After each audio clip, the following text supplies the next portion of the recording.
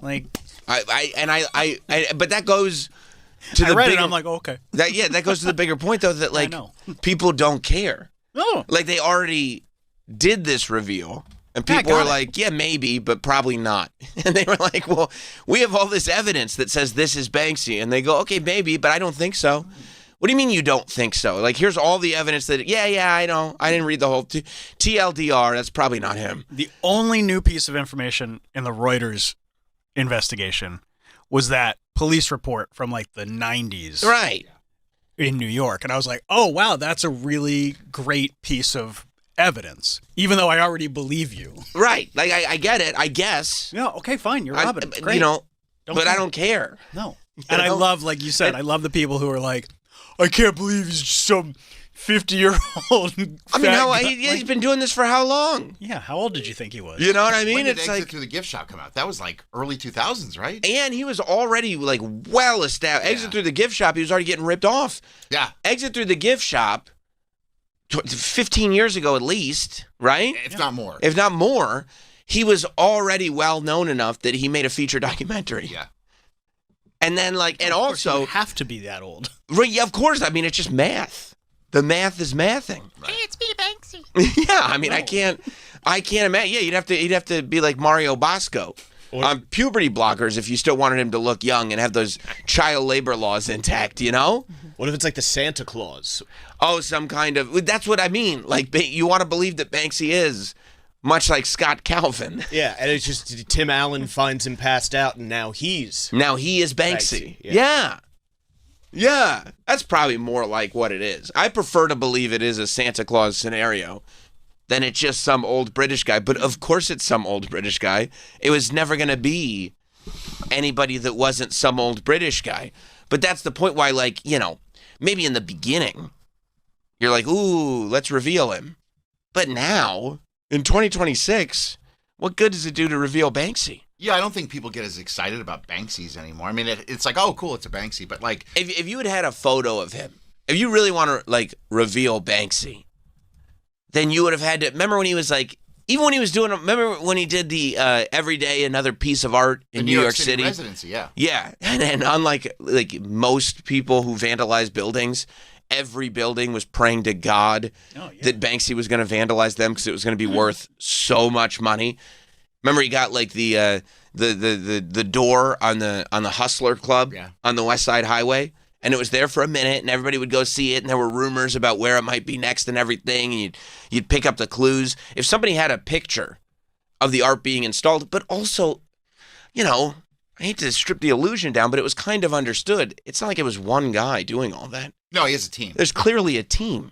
Yeah, because he did because in that, you know, HBO did a documentary, or kind of like, I don't know, I guess it was a documentary on his New York City residency, and they used a lot of my video. I believe it was called Take It to the Banksy. I think so. Yeah.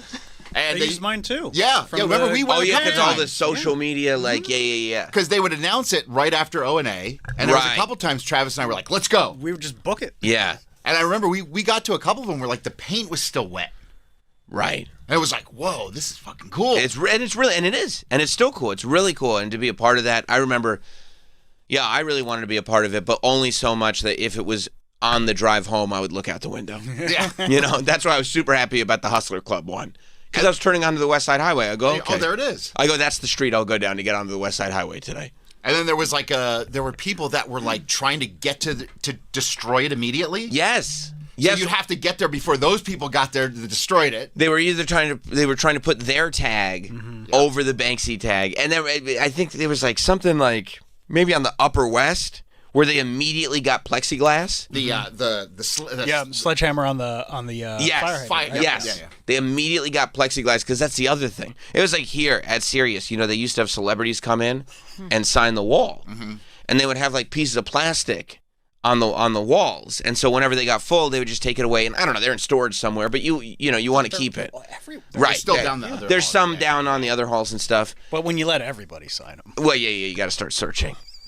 But I probably signed it at one point, but just on the way out, nobody asked me. But at one point, when McCartney was here, they wanted him to sign his own thing, so he signed one of the pillars.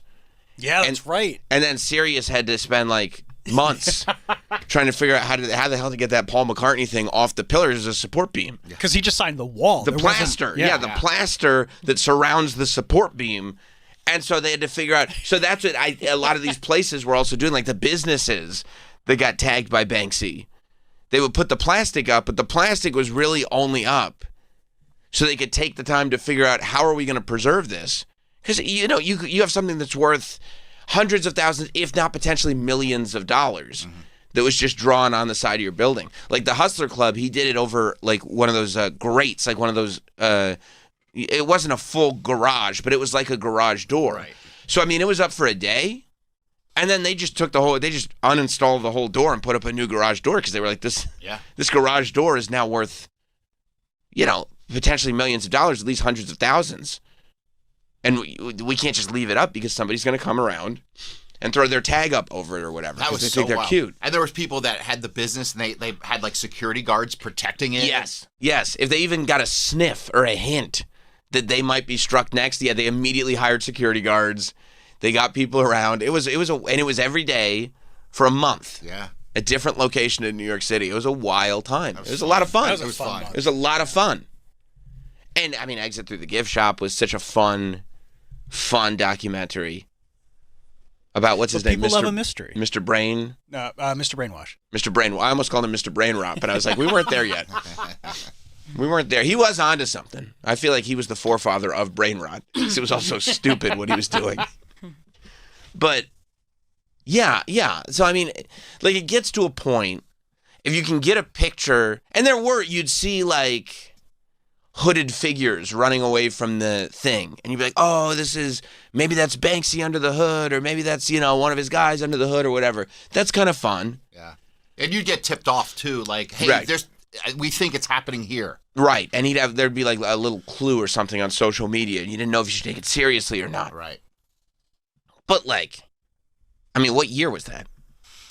2013. Right. So you're talking about the New York thing? Yeah. So you're talking about 13 years ago now, since the last time he did something, at least in our area, that was massive. Yeah. No, he did Dismaland a few years That was later, cool. which was huge. Oh, yeah. He did the Waldorf Hotel in Gaza, which was huge. Yeah. But it's been a while. Been a few years since he's done anything on a massive scale like that. Yeah. And it's like, okay, so he did.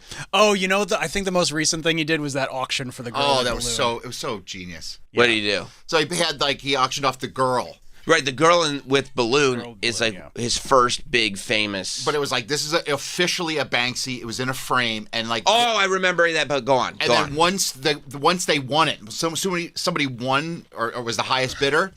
It started to shred. Right, there was a paper shredder at the bottom of the frame.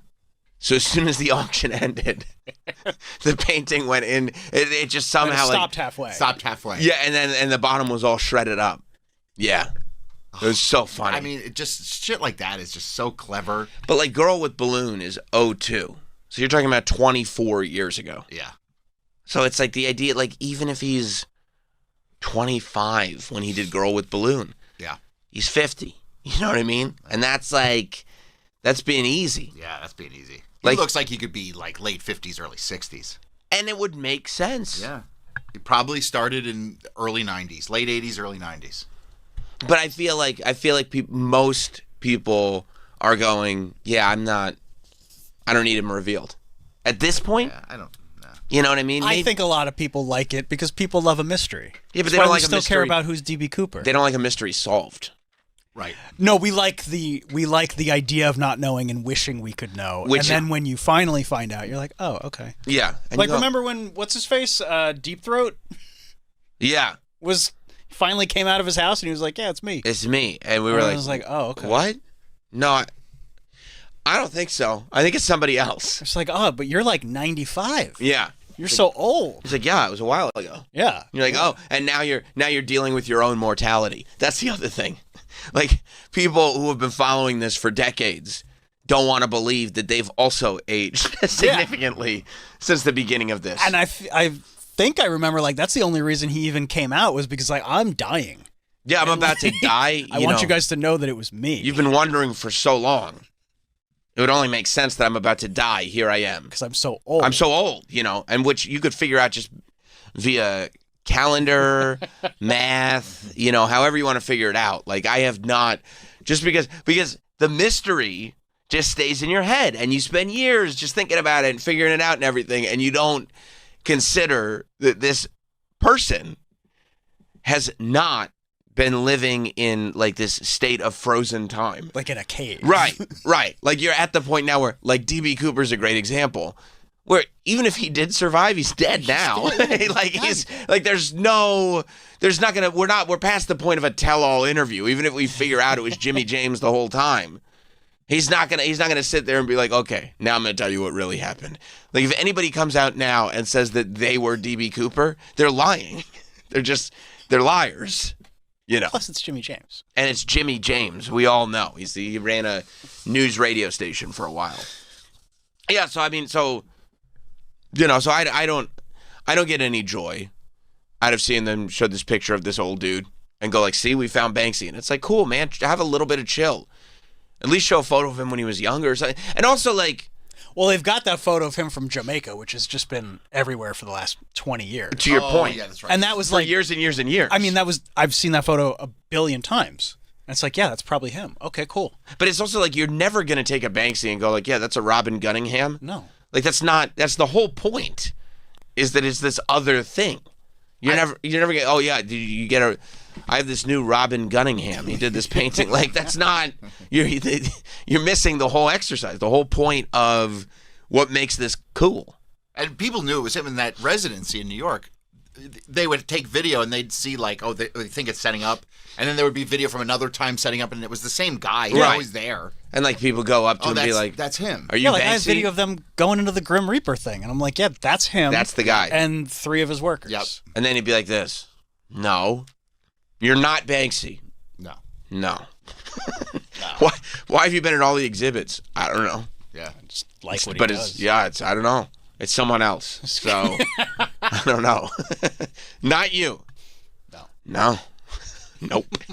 That exhibit though is so genius. Like they rented a box truck and did a mobile. Mobile like water garden inside. Oh yeah. And it would just park. It was this shitty box truck, and inside was this beautiful like paradise.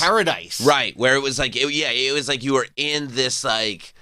Almost like a fairyland, like a forest. Like if the Rainforest Cafe came to life. Yes. Except it was in the middle. It was just in the back of this shitty, graffitied, beaten up box truck. And it had like bird nature sounds, and it was just nice. It was really funny. Yeah. And then Robin Gunningham was right there, and I was like, "Did you do this in the truck?" And he was like, "No." No.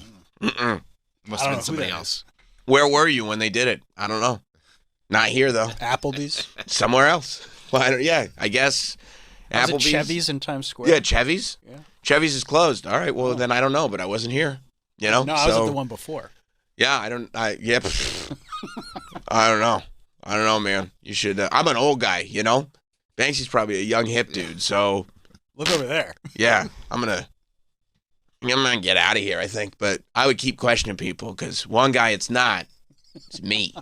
That was such a fun month. Oh, and then they had the like meat truck, like where you'd have like cattle in to to take to the slaughterhouse. Yeah, but it was all like puppets. Yeah. And there's people inside like moo, and they're moving the puppets. Oh, it's just brilliant. Yeah, I just drove around the meatpacking district. They just drove around meatpacking. Yeah.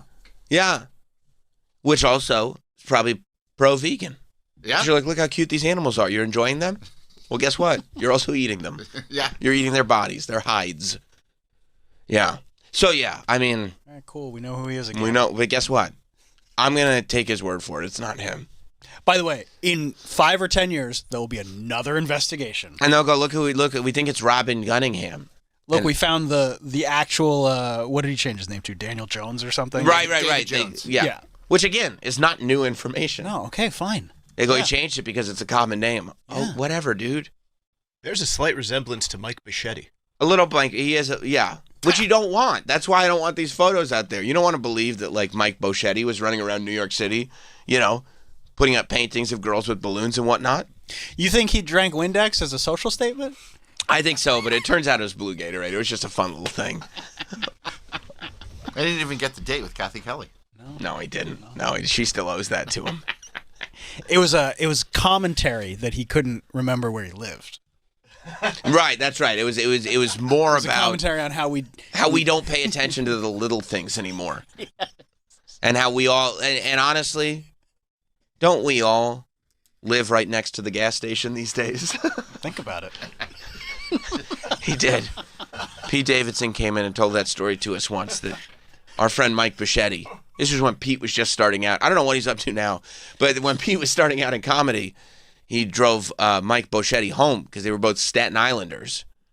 And he drove Mike Bichetti to the address that Mike had given him. And Mike said, when they pulled up to the house, Mike said, "Oh, I forgot. This is not my house. We moved." And then Pete said, "Well, where'd you move to?" And he said, quote, "Right next to the gas station." So they had to spend a little bit longer that evening trying to figure out where Mike Bichetti lived at the moment. But that's, figured it out. That's everybody's journey. That's the journey that everybody's on. That whole drive was a Banksy. That was a Banksy as well. It's all a Banksy. Yeah. So, congratulations. And I think, honestly, like, if everybody did just start thinking, like, oh, Banksy is this dude, it wouldn't be good for the art. It wouldn't be good for anything. He's an entity outside of all of it, He's a superhero. I still think it's the guy from Massive Attack. I do, too. Yeah, that's what I'm going. That's probably it. Yeah. It's not this guy. No. I didn't read the article. But I don't think it's him. I think it's Mike Bichetti. I think it's Mike Bichetti or the guy from Massive Attack. It's one of the two. And between them, I'm ready to leave it up to chance. It's a coin flip at this point. Yeah, but congratulations. You figured it out again. Cool, yeah, great. And you're right. This will come up again, where it's like, hey, we did another investigation. Every couple years. And we got the same result. Okay. Oh, okay. Okay, well, I still think. Peer-reviewed. I asked him, and he said it wasn't him, so I think you're wrong. Guess we'll never know. Guess we won't know. Let's go to Mike in Canada. What's up, Mike? Morning, boys. Morning. I was wondering if you saw Morrissey cancel his concert. I did. No, he did not cancel his concert. He was never canceled. He did not cancel his concert. He was supposed to play, I believe, in Spain. Valencia. And this is what I don't like about the media. There's a media spin on it that they said that Morrissey canceled his concert. And I'm here. Give me the straight facts, boys. That's why I'm listening. Good, because he made it very clear in his statement. The concert is not canceled. It's impossible to do. And so it won't be done, but that's due to the fact that it's impossible. Wait till you hear what they did. Thank you, Mike, for bringing this up. Wait till you hear what they did to Morrissey. Circumstances render the show impossible. It's impossible. There's nothing that... How do you not love him? There's nothing that he can do about this right now. So we've talked about this many times, and Troy is a huge Morrissey fan. And the fact that when you buy tickets for Morrissey, maybe you're going to get a show, and maybe you're not. But in this instance, these circumstances were way beyond Morrissey's control, and the concert became impossible. So he was playing, I guess, this show in Valencia, Spain, and while he was there, they were in the middle of this festival, right? And so, poor guy, I can't believe they did this to him. They did him dirty. They really did. And he's made it clear that, like, they're always doing him dirty. He doesn't understand why people do stuff like this to him. Mm-hmm. But he's got to get rest before his concert, Mm-hmm. Morrissey. He's got to make sure he gets rest to put on, a good show. And this festival starts outside of his hotel room. This festival, and here's the thing about it. I think it's called the Fallas Festival. Fallas. I'm assuming the double L is a ya. Maybe it's Fallas. Fallas Festival. I think it's Phallus. Phallus Festival. Yeah. Could be. Yeah. Could be the Phallus Festival. Maybe that's what they were trying to recruit Troy for. The Phallus Festival. Yeah. That guy he had his own Phallus Festival going on. Sure did. Troy got patted down by the TSA, and boy, did he get patted down. They felt my wiener. They did? Yeah. Well, they're not getting paid, so they gotta get their rocks off somehow. That's a good point. It's a vibrant week-long celebration in Valencia, Spain. Yeah, Morrissey could have told you that. From March 15th to 19th. Oh, they're honoring St. Joseph, and they're welcoming spring. It's the beginning of the spring. It's their Groundhog's Day. St. Joseph's big. Got to get some Zeppeli. Oh, yeah. You're 100% right, Mike. Well, here's the problem. It's vibrant, which means not only colorful, but loud. And Morrissey, because of this festival, was not able to get a proper night's sleep. He was not able to fall asleep in his hotel room. Here was his first message. And it left him, it says, having traveled for 2 days by road. It's so poetic. Morrissey, by road, I'm traveling by road. As if it's like horse and buggy. Yeah. You know? Like really like trying to explain how much he's sacrificing to just put these shows on for you. All he's trying to do is bring you the art that you demand. Give the people what they want. And it's just like it's just bleeding his soul dry, but he's willing to do it for you because you keep asking and frankly taking and taking. And he's allowing it to happen. He's traveling by road. And I'll tell you, most of the time when people are on tour, they don't travel by road. For instance, in a bus or anything with a like bed that. in the back? Right. No. A tour bus is out of the question. Having traveled for 2 days by road, Morrissey reached the hotel. He finally reached the hotel in Valencia late on Wednesday. Listen to this. Any form of sleep or rest throughout the night was impossible due to festival noise, loud techno singing. I hate techno singing. Well, I believe that Morrissey is probably taking a shot at techno singing right there. He's like, this is not even music. This techno singing has made it impossible to get any form of sleep or rest. Techno singing and, this is the worst, megaphone announcements. Wait till you hear this. That's the last thing you want. Is Jimmy Hart out there with his megaphone. Troy, this is gonna shake you up a little bit because you love Morrissey. I love him. This experience is a statement released. Okay. This experience has left Morrissey in a catatonic state. He's catatonic. Can you believe that? That's like almost like being in a fugue state. Well, we can't do the show this way. He's catatonic right now. Well, why is he catatonic? Well, first he was traveling by road. Not by road, yes. Oh, yeah. Yes, by road. And then he went to his hotel room. Tonight? Yes, tonight. With all this techno singing and megaphone announcements going on? That's right. Well, I would imagine that the techno singing and megaphone announcements would leave any form of sleep or rest to be a total fantasy. It would have to be impossible. And they were like, that's exactly how Morrissey found it. And here's the thing. You think he was just like this? I do. I believe the back of his hand was placed firmly on his forehead. And he's just deep sighing. And they go, Morrissey, what's wrong? And he goes, I can't even explain. I'm in a catatonic state. He's catatonic. Before leaving for tonight's, the experience has left Morrissey in a catatonic state. Before leaving for tonight's scheduled concert, please check that the show remains possible under these circumstances. So the first statement, I guess, was earlier in the day. Going, at the moment, Morrissey is catatonic. Right? Hopefully we can shake him out of this catatonic state before the show. But just so you know, it's a show day. And, Morrissey really likes to start with good energy, warm up. They're telling fans, you can only imagine the amount of work that goes into the pre-show of it all. And the fact that Morrissey is starting in a catatonic state is not good news. Then the second statement comes out. Tonight's scheduled show in Valencia has been rendered impossible. Oh, not rendered impossible. Due to sleep deprivation. Morrissey drove from Milan to Valencia. For some people, they would say, like, I would go like this. They would say, I had a paradise vacation in Europe. I go, what did you do on your paradise vacation? They would say, I drove from Milan to Valencia. It was incredible. For Morrissey this began the process that would put him into a catatonic state. It was a living hell. It was a living hell to drive from Milan to Valencia. There are some people that would say, it's been my lifelong dream.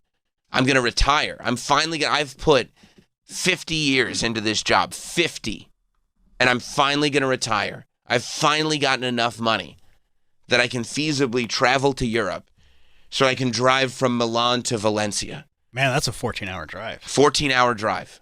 And he did the whole thing. Oh, my God. Well, you can see why he was in a catatonic by state. road. Yeah. it says Morrissey drove.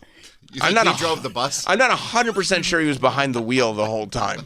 I mean, I drove from Westchester to Indianapolis, which is 2 hours shorter than Milan to Valencia. And I will tell you, God bless our great United States of America, the scenery from Westchester to Indianapolis is not quite as impressive as the scenery from Milan to Valencia. He wouldn't be able to handle 5 minutes driving. Can you imagine driving? You know what I want him to do? Red light. You know what would really put him in a bad spot? Driving through Pennsylvania. Oh, yeah. On the highway? Yeah. That is a long haul. It's a haul. Right. Someone would kick a football into his car. Yeah. Yeah, exactly. This would not be good. Driving, but he said. This is a brand new car. He said.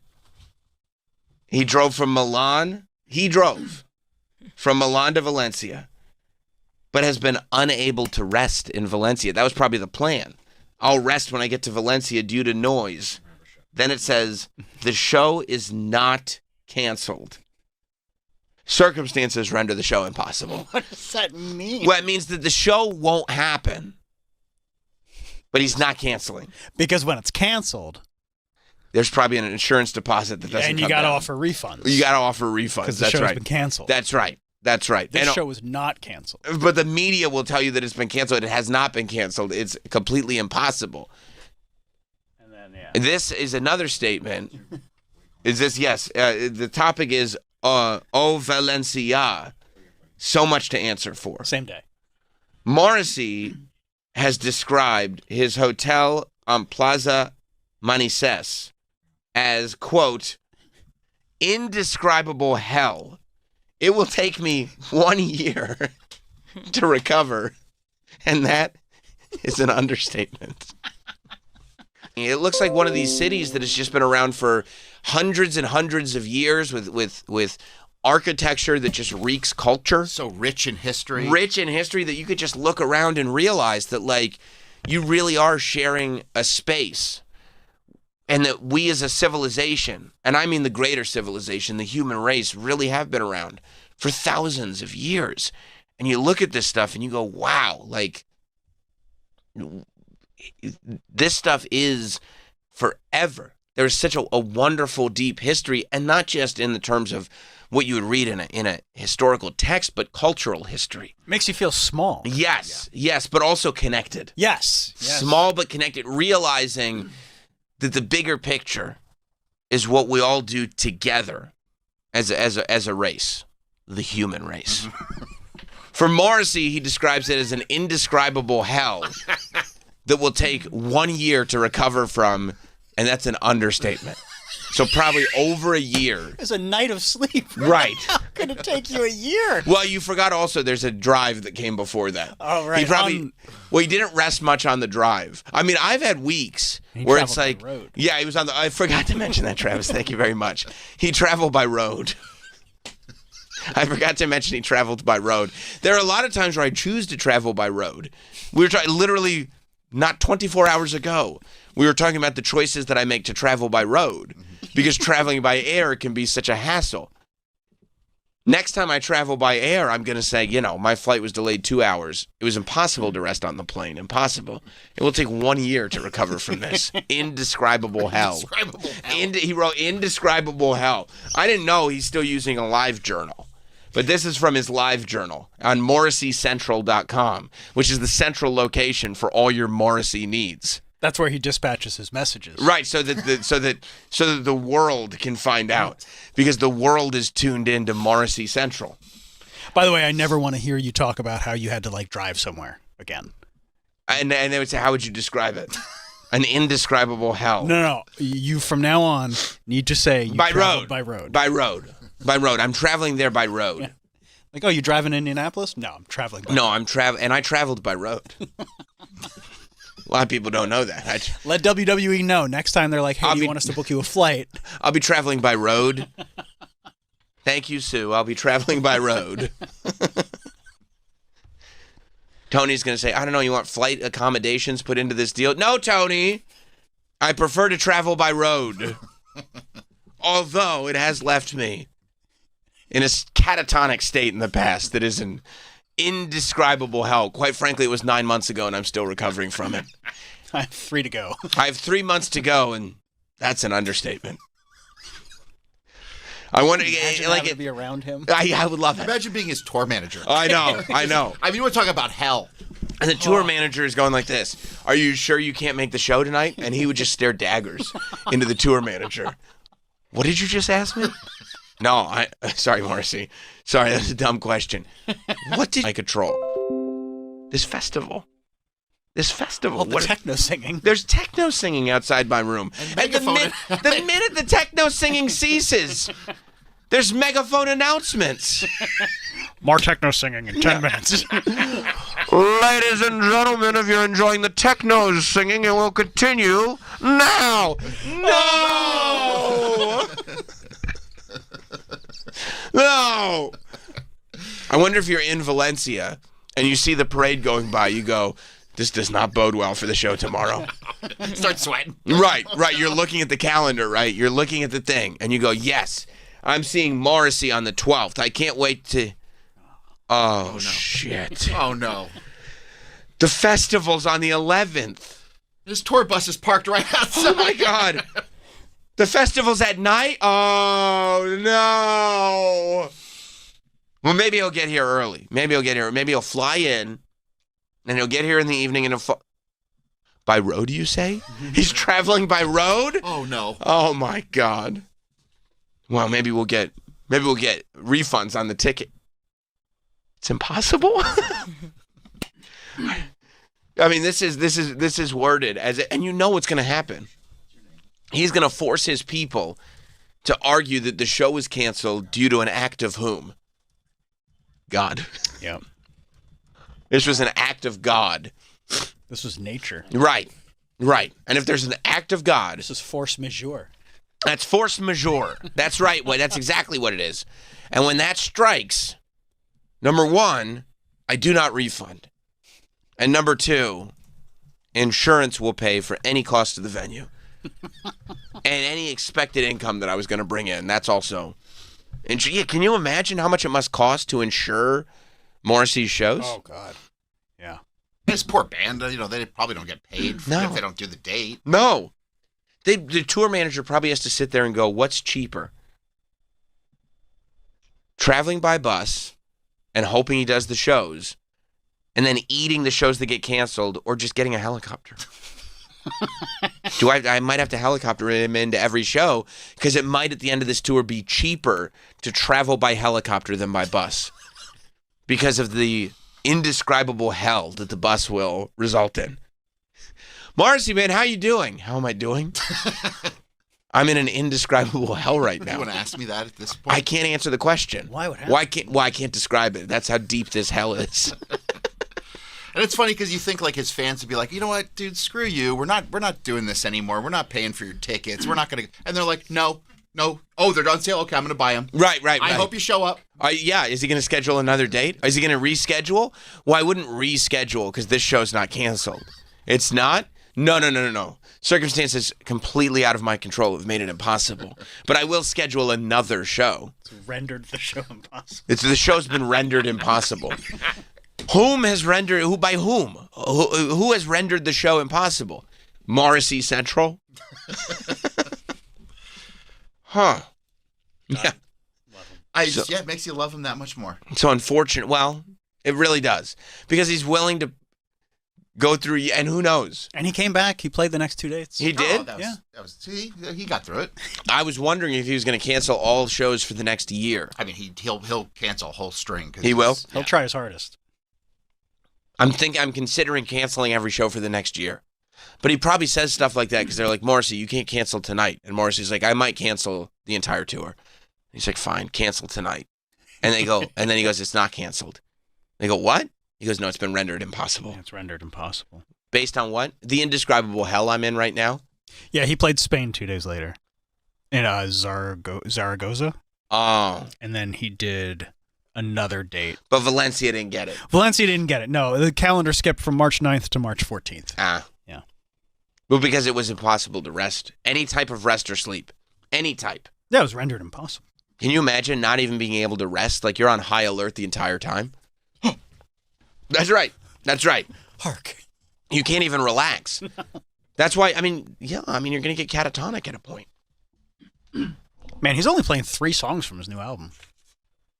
That's surprising. I mean, he's got so many songs that people want to hear. But usually people want to artists want to feature their new songs. In Valencia, he played 0 songs from the new album. That's true. It was impossible to do. Man, what a set.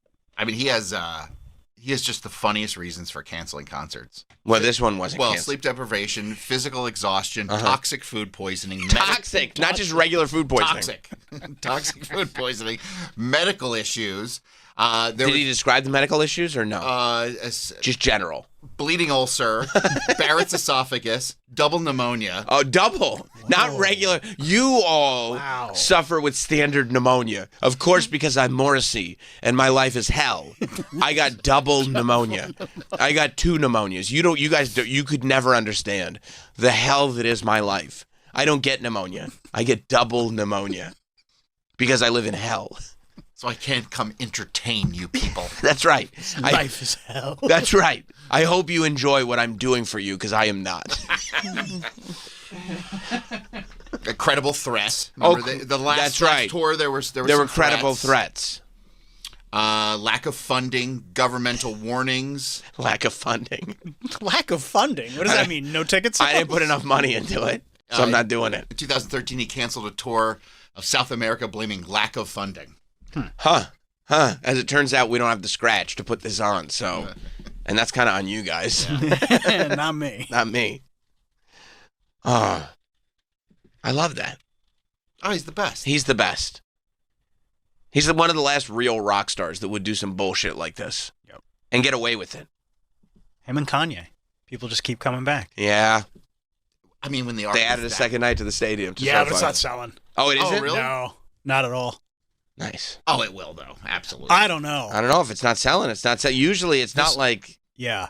Like, it went on sale Friday. Yeah, we were talking about it last week. And plenty of seats are available. Really? That's interesting. I think, I mean, Ticketmaster is just completely overrun with bots now. Yeah. Like, worse than it's ever been. And the queue for this was like 1 million people. Yeah. You know? And then they couldn't sell 2 stadium nights. Well, the first night sold out, no problem. Number 1, it's on a Friday. The second night is on a Wednesday. Oh. And number 2, once first night sold out, people who really wanted to go immediately bought secondary tickets. Right. And the secondary people are not buying as much for the second show. Right now, show. yeah. Scalpers aren't buying the second show. Yeah. Yeah, no, it's... I mean, I'm sure they'll lower the prices because it's really expensive. That's probably it, too. They'll lower the prices and people will buy, and it'll get close to sold out, but...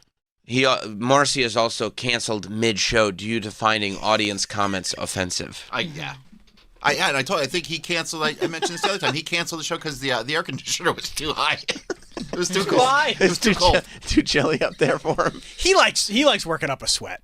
Yeah. Because he likes to take that shirt off. Right, and he does now. He can't take his shirt off because this was a good one. He's cool. Oh, there's a burning animal smell. He cited. Oh, that's right, because he's a big time vegan guy. Smell a burger? He smelled a burning animal. I love that. So he canceled the whole show. Somebody once made a burger here. I'm canceling this. Yes. That's a good phrase. I like that the way you phrased that. There's a burning animal smell. Next time I go to a barbecue, I'm going to say that. There's a burning animal smell. Burning What's animal with the burning animals? Yeah. Hey, Danielle, we wanted you to come over to the barbecue. We know we're going to make we'll make veggie burgers and stuff. We just want you to come hang out with us. Oh, okay, cool. Guys, I have to leave. Why, Danielle? Why do you have to leave, Danielle? There's a burning animal smell. I don't know where it's coming from. I don't know. I have to go. It's impossible for me to be here. Yes, after 25 minutes in Warsaw in 2014, he was offended by the audience. And so he had to leave. So he said, well, I'm leaving now. That whoever's offended him, they'd get their ass kicked. You think so? Like, we came all this way. He actually showed up, and you're saying some dumb shit to him? Right. And you wouldn't blame Morrissey. You would blame that guy. Don't offend Morrissey. Are you crazy? Why wouldn't you be gentle to Morrissey? I mean, doesn't it depend on what he said? Maybe not. What if he said, I love you, Morrissey? Well, if that offended Morrissey, that's still on them, I think. You have to really... You just don't say anything. Morrissey's gentle. Just clap. Well, you do have to cheer. You can't say nothing. Because that's also offensive. Yeah, but you don't, I mean, if I told you... I know. I'd be so confused. I know. I'd be so scared. Oh, what do I do? There's a great video I saw from this tour, which happened a couple days ago. He's like signing autographs for people, and somebody's like, I love you, Morrissey. And he goes, no, you don't. See, that's probably what happened. I love that. Because they don't. He probably stopped the concert because someone was so in love. Right. I love you. You don't. You don't know me. You don't know love. I have to leave. No one could love me. He was doing something else cool, too, because, like, back in the Smiths, when they would play, people would jump on the stage and, like, hug him and kiss him. They would. And then they'd run off, and then somebody else would jump up and hug him and kiss. And he acts like, like, you don't really love me. Right.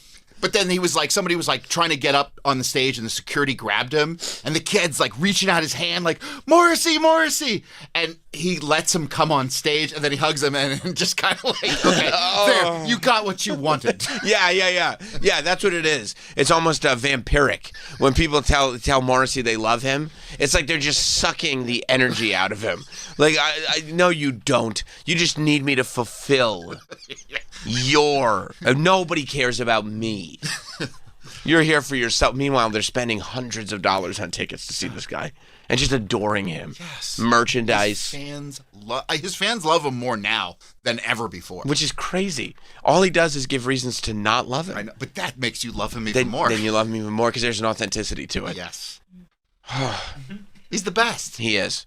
He is the best. Let's go to Peter in New York. What's up, Peter? Hey, what's up, gang? So I heard, I'm reading on the interweb that Morrissey, he's catatonic because he had a long erotic journey from Milan to Minsk. Was the journey erotic? It was erotic. I think to Minsk it would be, but he went to Valencia. Oh, I heard. Listen, I worked on that one for a long time. So. Thank you, Peter. Appreciate you guys. You're the man. Let's go to Dan on Long Island. What's up, Dan? Hey, guys.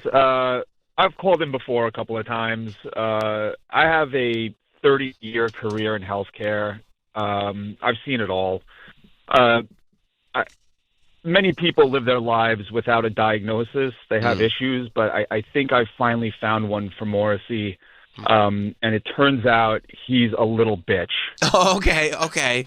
That's one theory, but he would hate to hear that. Oh, yeah, that would upset him. He would hate to hear that. I don't think so, Dan. I think it's circumstances so far outside of his control that we couldn't even figure out. There are some that believe that Morrissey needs to have his head surgically taken out of his asshole, but I don't think that that's true. That's not me. I don't think that's true either. I think that the world has it out for him. The world has been cruel. It's been so cruel for somebody that's been able to have a successful career in the music industry, in the recording arts for decades now, and just maintain completely loyal fans who will spend huge amounts of money to go to concerts that half the time you cancel, will buy anything you put out and worship you. I can't imagine the pain and the torture. Yeah. I mean, he's just so unique. Because he's he's a handsome man. He was very handsome when he was young. Yeah. He's still great looking. And he just has, his whole thing is like, his life is just so tortured. Miserable. Yeah. And I don't really know anybody else that can do it quite like him. No, because you believe it. And it's so poetic and it's so funny. I mean, listen to his post. Listen to how he just words. It's been rendered impossible. Yeah, because you know that those are verbatim. Yes, no, yeah. Like somebody just quote copied marks that on it. Copied the text and put it in. Morrissey has described his hotel on Plaza Manises as, quote, indescribable hell. It will take me 1 year to recover. and that is an understatement. I mean, the idea that he says, he doesn't say, it could take me a year to recover. He says, listen to the words.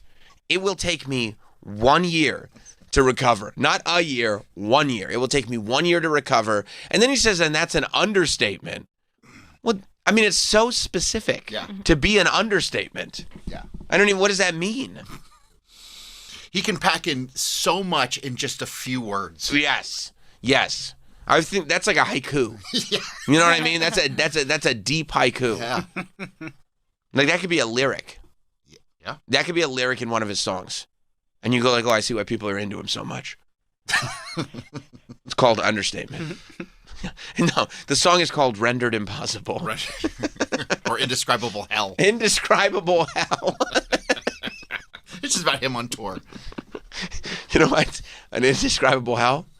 He's tired. He's exhausted. He's exhausted because he didn't get the right amount of sleep last night. I mean, I get it. You know, we used to do the Just for Laughs, and they'd have that parade or party outside. Oh, yeah. It was so loud. Well, you're trying to get up for work early in the morning, so I get it. We were doing the morning show, and then they'd be up until, 1, 2 o'clock in the morning.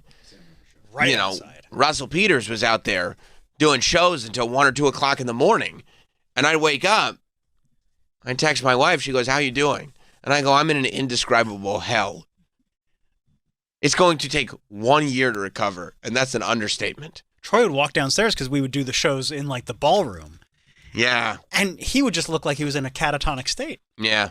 You'd be catatonic. Indescribable hell. You were? Yes. Wow. He rendered the shows. That's why we did them once a year, because it took you 1 year to recover. 1 year to recover before the next one. And then they'd say, where's Troy? Did he call in sick? Did he cancel? I go, no, he didn't cancel. They go, oh, is he in the bathroom?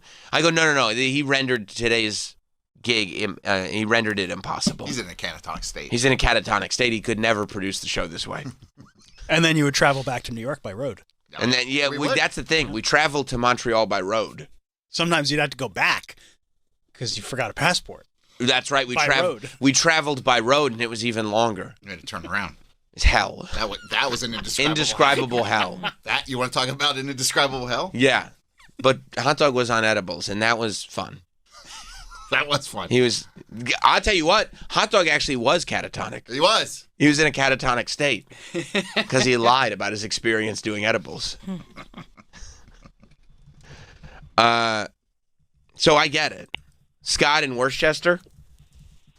Hey, I think I got a couple theories on why he was so upset. I think he got some misinformation that his journey was actually from Milan to Minsk. Scott, somebody literally just called in and did it. Oh, I didn't hear it. I was I was just on the train, buddy.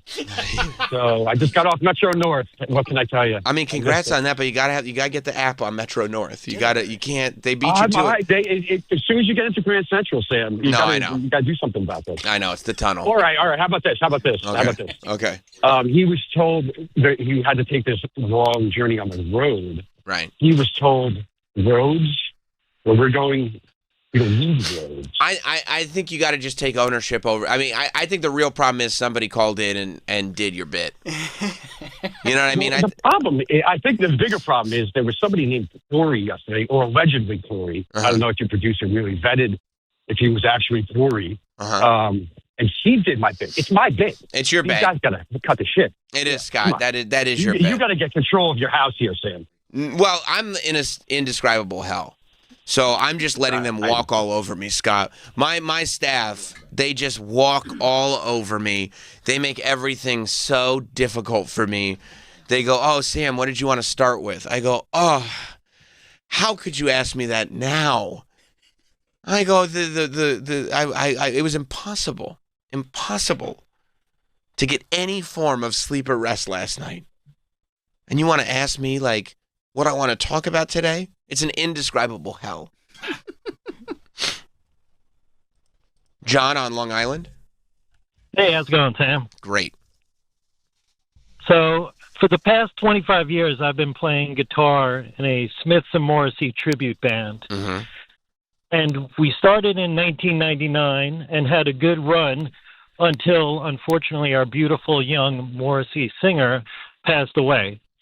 And then became the long, arduous journey of trying to find another person to fill that role. And it is just impossible to find someone who can pull it off because they really have to live it. They have to sincerely be just as... And there are people out there like that, but every single singer that I've seen is either not pulling it off or living it 100%. Because it's such... Thank you. I love that take. Because it has the singing is so emotionally drained that if you don't live as Morrissey, you can't just sing the songs. Like you have to feel them. Yeah. And the idea that like how old are some of the songs that he's singing on tour? Early 80s. Right. So he's going all the way back. Yeah. The idea that for 40 years, 40, he's felt the same way and has had no relief. And nothing's gotten better. It hasn't? No. In 40 years of being a successful recording artist, nothing's gotten better. No. That sucks. I feel so bad for him. No, me too. That's why we love him. He's so bummed still? Yeah, he's miserable. Heaven knows he's miserable now. Really? that was like one of the earliest Smith songs. It's so funny. He sings it the same way. Do you ever ask why God did this to Morrissey? Why did he have such... he has stated that he has forgiven Jesus. For what he did to him? For placing all this love in his heart where there's nowhere to turn to unlock all this love. I see. And he forgave Jesus for that? I thought Jesus forgives. He forgives Jesus. He forgave Jesus. That's amazing. It's a great song. Yeah, no, that sounds great. I've just never heard of somebody being so big and having being at such a level that they forgive Jesus. And that song, actually, he talks about what he goes through in his week. Go ahead. Monday, humiliation. Oh, that's terrible. Tuesday, suffocation. No. Wednesday, condescension. Oh, people condescend to him? Thursday is pathetic. Oh, because they've been so condescending that now he feels pathetic. By Friday, life has killed me. No. What about Saturday and Sunday? Well, every day is like Sunday. That's another song. Oh, okay. And Sunday's great, though. Every day is silent and gray. Oh, and Sunday's silent and gray. After all that he just went through in the week, then he finally gets to Sunday and it's silent and gray. Well, that's the one where he hopes for the bomb to be dropped. He wants that? Come Armageddon, come. He wants Armageddon to come. Oh, so he must be psyched anytime we go into the Middle East. Yeah. He's like, finally. Drop the bomb already. Right. No, I wasn't familiar with that word because sometimes I'll listen to like The Cure, and it's like Oh, he hates Morrissey. Yeah. Robert Smith. They hated each other. I would imagine because like Robert Smith loves Friday. Yeah, that's when he's in love. Yeah. Well, there's nobody that loves Morrissey, so he wouldn't obviously. He wouldn't know like about Friday. Day. He wouldn't enjoy that. By Friday, life has killed him. So, He doesn't even make it to the weekend. Yeah, he's dead. Yeah, like Robert Smith, like Monday through Thursday, not the best. At least he has one day. Not the worst. Like, it's not pathetic and condescension. I don't think he feels suffocated or humiliated by Monday through Thursday. It's just a little blue, you know? Right. But on Friday, he's very much in love. Well, Morrissey makes Robert Smith look like a walk in the park. No, that's right. That's right. Pictures of you. Nothing brings me joy. Forget about pictures. Nothing. This is a Robert Smith quote. Yes. I have to tell you, I'm probably between the two more of a Cure guy than a Smiths guy, unfortunately. Mm-hmm. But maybe I just haven't been exposed to enough. As a human, I'm probably more of a Morrissey person. Yeah, Morrissey's way cooler. If Morrissey says not to eat meat, then I'll eat meat. That's how much I hate Morrissey. That's Robert Smith from The Cure. Yeah. Wow. So if somebody, like if a vegan went up to him and said, "Why do you eat animals?" He'd go, "Because Morrissey does it." I need to do the opposite. I'm doing the opposite of Morrissey. This is what Robert Smith said about Morrissey.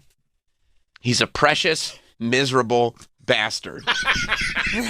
He's all the things people think I am. Morrissey sings the same song every time he opens his mouth. He does thematically. He has a theme. Yeah, thematically his songs do follow the same line. But I don't want him to sing a song about happiness. Wait, and I don't think he could if he tried. No. He doesn't have any of that in his life. No. You know, he had to find forgiveness for Jesus for giving him no happiness. That's right. Which is tough. He says the world is full of crashing bores, and I must be one because no one ever turns to me and says, take me in your arms and love me. That's true. They always go to him and they say, I love you, but they never say, love me. That's what they don't get about Morrissey. His problem is he has all this love to give and no place to put it. That's right. Because and then they all the fans try to give him more. He's like, my cup runneth over. He once said, Morrissey's so depressing. If he doesn't off himself soon, I probably will. Well, Robert Smith has no idea what it's like to live as Morrissey. That's not fair that Robert Smith is doing that. Can I read you one other Morrissey lyric that's great? I was listening the other day. I was like, this is such a funny lyric. Yeah, you like this. I was driving in my car. I crashed and broke my spine. So, yes, there are things worse in life than never being someone's sweetie. See, he can't find love. He can't find a partner. And his quest to find a partner is so empty that he'd prefer to get into a car accident and break his spine. And breaking your spine is one of the worst bones you could break. It has to be the worst. Yeah. Because even just back pain in general is tough to deal with. But the spine is so important. Yeah. You know? It kind of is the whole foundation of the rest of your body. Some people become paralyzed after breaking their spine. For Morrissey, it would be welcome paralyzation because the sadness has already paralyzed him, I'm sure. Yeah. I bet if I said that to him, he would look at me and he'd go, "You finally, like somebody gets me." He goes, "Sam, you're 100% right." I think you could have a great conversation with Morrissey. I go like this: would you prefer physical paralysis or the emotional paralysis that you wake up in? And he go, "That's a great fucking question." Physical paralysis, and I go, "I thought it might be physical paralysis." Yeah. I'd say I can't imagine. I can't imagine what you go through every day. He go, "Thank you, finally." Yeah. And I'd say, you know what I'd say to him? It's big of you that you forgave Jesus for this life that he gave you, for this essence that he cursed you with. Yeah. And he go, "That's right. You nailed it. You got me. You nailed it. You get me." And I go, and Robert Smith sucks. And he go, "Yeah, he does." And while we're at it, Johnny Marr too, right? He doesn't like Johnny Marr either. Oh no, Johnny Marr was the guitar player from the Smiths. Yeah, but it's been so long, he would have forgiven him by now. They've had lawsuits. Oh, really? They hate each other. To this day? Well, Johnny Marr has kind of been like, let's give the fans what they want. Let's reunite the Smiths. As difficult as it would be. As hard as it would be, the fans have been so dedicated for so many years. Let's give them what they want. Yeah. And Morrissey said he'd rather eat his testicles than reunite with the Smiths. And he doesn't eat meat. He's a vegan. He would eat his own testicles before he did that. He would jump from veganism to cannibalism. And you know what? If he ate his own testicles, that's when he would find love because the universe has cursed him. He'd have no testicles. He'd have no testicles. Like Johnny said yes to festivals. Yes. Like, because I'm sure but if he says yes to festivals, then that means that Morrissey has to say yes to his testicles. True. Festivals for testicles. Yeah, that's right. That's right. I mean, the amount of money they would be getting. Oh, I would love to know how much Coachella offers them every single year. Yeah, unfortunately, they'd be out the money because Morrissey would never show up. Oh, you know, he'd make the Smiths play his solo stuff, and they would be like, "We're not doing that." And they'd be like, "Oh, yes, we are." Yes, we are. Yes, we are. That's exactly what we're not playing any Smith songs. None. Now that would be funny. He would make him. That's how it would go. We're not playing any. We're not playing one Smith song. Not one. No. They want. I don't relate to that music anymore. And they go, "No, we have to play 2 Smith songs." Well, then this show's impossible for me to do. You don't understand. That's it. I've rendered it impossible. I'm in indescribable hell thinking about these songs. Huh. I'm glad he's doing better is the point, Morrissey. Yeah, he's got a new album out. And he's back on, he's doing other shows, just not Valencia. Yeah, there was a bump in the road, okay. Okay. And he was traveling by road, so that's the worst place a bump could be, but we got through it. I hope he got some rest. I hope so, too. You know? I think if he was able to perform, he probably pulled through. Yeah. I hope 8 hours, at least. Maybe 10, based on how difficult the night before had been. Yeah. You know? God bless Morrissey. God bless. I did see that We lost the baseball classic after all this. Oh, yeah. Yeah. Yeah. I don't know if we could still brag about beating Canada in baseball. I mean, we did technically beat them, but then we lost. Yeah. Then we lost, what, to Venezuela? That's right. Now they get Maduro back. That's what it was for, right? Yeah. Does he get to keep the Nike Tech? Oh, yeah. That's sick. That was complimentary. Did they all play? I heard they were all playing in Nike Tech. Yes. Yeah. Venezuela beat the United States of America 3-2 in the World Baseball Classic. And somehow we got through it without any significant injuries. Yeah. I don't think there was any major injuries. We can actually start the actual season. Mm-hmm. Huh. Yeah. Well, great. And I'm sure that everybody, once the season starts, everybody's going to be talking about the performances these players had in the World Baseball Classic. Like the good ones? Yeah. Yes. Yeah. And some people will remember the bad ones. What about the manager? Who, Mark DeRosa? Mm-hmm. No, he goes back to daytime TV. Well, I'm sure his analysis will be good. Yeah. With a thrilling. First of all, there's no way I didn't even watch it. It was thrilling. There's no way it was thrilling if it was 3-2. You don't know how they got there. It's 3-2. Venezuela went up 2-0 very early. The U.S. tied it 2-2 when? Very late in like the 8th inning, I think. So what are you doing in the meantime? You're having a great game. Get drunk. I mean, That's the only thing you can do with this game. Something to pass innings 2 through 8. I mean, how many suplexes do you need to see in between the bell ringing and the other bell ringing? It depends. Okay. Is it Brock? Because that's like 16, 17, 18 maybe. That's Suplex City. Okay. So just consider those like defensive outs. No, because there's specific moments throughout. Mm-hmm. If they're just sitting there going like, okay, we're just going to kind of meander. They're not meandering. They're meandering. No. There's strategy. Oh, God. You don't like strategy? No. Okay. No. Well, I can't sell you on baseball then. No. And then Venezuela took the lead in the top of the ninth. You know what I like in baseball. Stories? No. Oh, dingers. Yes. You love dingers. Yes. Yeah. Dingers is what I like. I'm a steroid era baseball guy. You know that. That's right. I do. And so when I see 3-2, I go, no. I turn into Morrissey. I go, oh, God. I love a good 3-2. You do. Because you like the strategy. Well, yeah. I mean, the timing of it is fun that they picked up that extra run at the very end. But I mean, I would have liked that story better if it was like 9-8. Okay. And that way they were hitting dingers throughout, and you still get to, like, I would far prefer an 8-8 tie in the 9th than a 2-2 tie. Yeah, I won't fault you for that. Sure. Right? Yeah. Because then it's like... It's the best of both worlds. Right. Then you get your little strategy or whatever, and I'm like, oh my God, you see that dinger? You know what I mean? We both get, hit another one.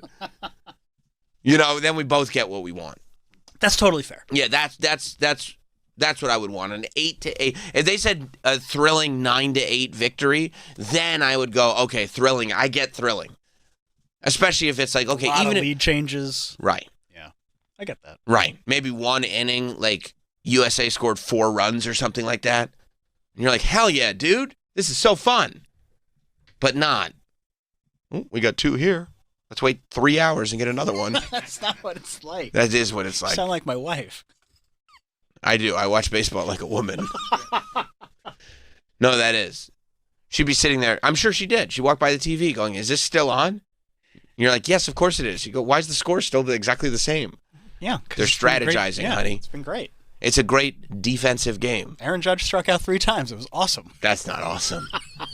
That's terrible. He was giving all the rah-rah speeches. But he's the captain of the team. Why'd he strike out 3 times then? I don't know. Ask him. He was 0 for 4.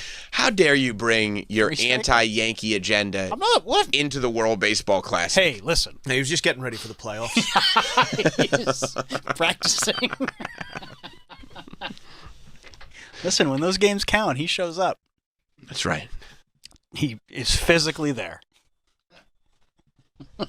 I remember. There were a couple instances where he would. But, I mean, look. It's the same thing A-Rod did. Yeah, hey. We don't need whataboutism around here. No. That's old shit. No.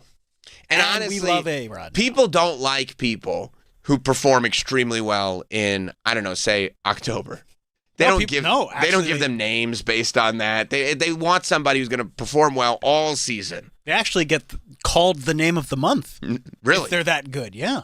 Get their own candy bar and everything? Yeah. Oh, wow. So that's actually the preference. Yeah. Huh. Nobody wants to be called Mr. April.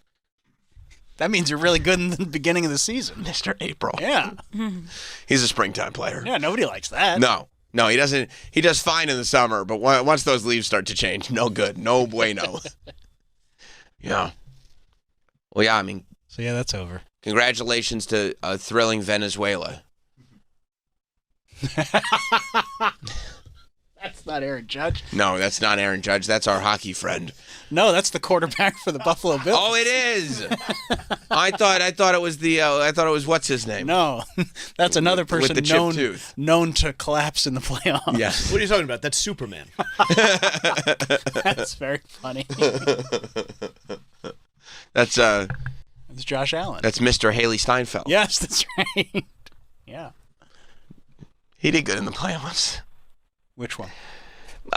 Right before the last one. Every season. Very funny. Yeah, that's right. He did. Did the Bills make it to the Super Bowl this year? Nope. Why not? They lost. Oh. Again, this was their year. I know. They had the road to do it. No, I remember. It was. They were. At least Buffalo fans deserve it. They shovel out their own seats in that stadium. No, for free. For they free. do free labor. I know. And they won't have to do that soon. That new stadium is opening this year. Are they doing I'm pretty sure. Yeah, I'm pretty sure it's a dome. Oh, why? Well, because now you can get the Super Bowl and Oh, that's the whole fun is that it's like old school, ridiculous Buffalo snow. I totally agree. That's like the new Highmark Stadium, the future home of the Buffalo Bills. Oh, maybe it isn't. $2.1 billion. Oh no, it says open air. That's great. Oh, okay, good. It says open air. Okay. I mean, for literally anything else, no roof but features a large canopy. Oh. Who wants a canopy? To protect fans from snow and rain? Oh, it's like that's like all those soccer stadiums in the UK. You don't want a canopy. You want snow. I really just assumed it was going to be a dome because that's financially more responsible. Well, of course, because then you could actually rent the thing out to anything besides football that people want to see in the snow. Like Buffalo, you'll be able to use that stadium. You can use the Buffalo Stadium like maybe May through September, maybe. Probably August. Like, how many stadium concerts they've had to just let Toronto have because Toronto has a domed. Yeah. Yeah. And then Toronto's domed stadium is nothing to write home about. No, it's terrible. Yeah. It's really bad. But it's got a roof. It's very cold. So people could play in it in November. I know, but football games in the snow, especially in Buffalo. I totally agree. This is how it should be. It's the whole character behind it. Yes. What was that? There was one great playoff game this year that, like, just all of a sudden. Oh, Denver, New England, right? Maybe. I think it was Denver, New England, where it just started snowing in like the second half, and like, in 20 minutes the field was covered. Yes, all of a sudden you could barely see it. That was you know what I mean? Yeah, that's what you want, especially in Buffalo. Like, and I mean, this is a team that fights through the elements. They throw themselves through tables and whatnot. They're fans.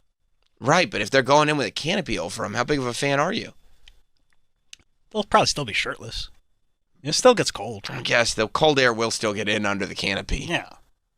Your nipples will be freezing. Yeah. Don't forget about the nipples. The nipples will be very pointy, especially for the topless dudes. Yeah, I guess that's true, but I don't. All right, good. I'm glad it's a canopy instead of a.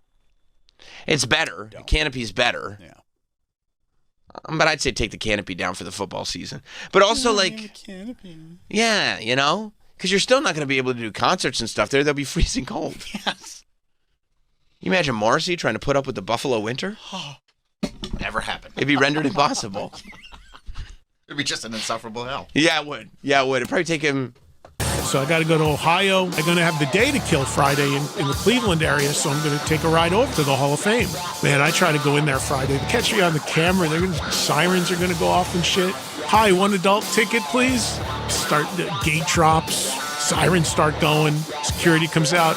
Excuse me, you Mr. Trunk? Sorry, we have to escort you out. Trunk Nation with Eddie Trunk. Weekdays, 3 p.m. East on SiriusXM's Faction Talk, Channel 103. The men's and women's NCAA basketball tournaments are on SiriusXM. It's good! It's good! Experience the excitement with Westwood One's broadcast of the men's tournament. This place is in stunned disbelief! And catch the women's tournament all month long on your radio. Banks it home for 2 and her 40th point of the night. Plus pre- and post-game shows on College Sports Radio Channel 84. For schedules, go to SiriusXM.com/sports or search March Madness on the SiriusXM app. Hey, I'm Mike Slater. My dad passed away at the age of 63. He was in great health. Was out of nowhere. Had a stroke. And super hard, obviously, for the whole family. But my dad had life insurance. So even after he passed away, he was still able to provide for my mom. And of course, by extension, my brother and I. This is why I have life insurance for my family, for my wife and 4 kids. And the best place to get life insurance is ethos.com. Because you can do it in 10 minutes. And there's no medical exam and no blood test. Just a few health questions. 10 minutes. You're covered. Your family is covered. You can get $2 million in coverage for $2 a day. That's a 10-year term life policy for a 35-year-old healthy, non-smoking male. We don't like to talk about death in our culture, but everyone's going to die. You are going to die. Get life insurance in 10 minutes so your family is protected. Ethos, ETHOS, ethos.com/free. Rates may vary, billed monthly. ethos.com/free. If watching TV has gotten way too complicated for you, then here's some good news. You can say goodbye to a million different subscriptions, wasting money and endless searching for something to watch. And say hello to Philo, a better way to TV. Philo's the only streaming service that keeps you in mind, making TV easy and affordable without sacrificing quality or the channels you love. With Philo, there's a package that's right for you. Whether you're looking for the best live TV on more than 70 channels, with a huge library of movies and shows, and an unlimited DVR, or you're looking to upgrade your experience with Philo's bundle, unlocking access to even more blockbuster films on top-rated shows on HBO Max Basic with ads, AMC Plus, and Discovery Plus. Whatever you choose, with Philo, you're getting great TV for an even better price. Find out more at philo.tv. That's philo.tv. Subscriptions auto-renew. Cancel anytime. See philo.tv for more. Looking for a little extra fun? Chumba Casino lets you play for free with daily login rewards and a cheeky little welcome bonus when you sign up.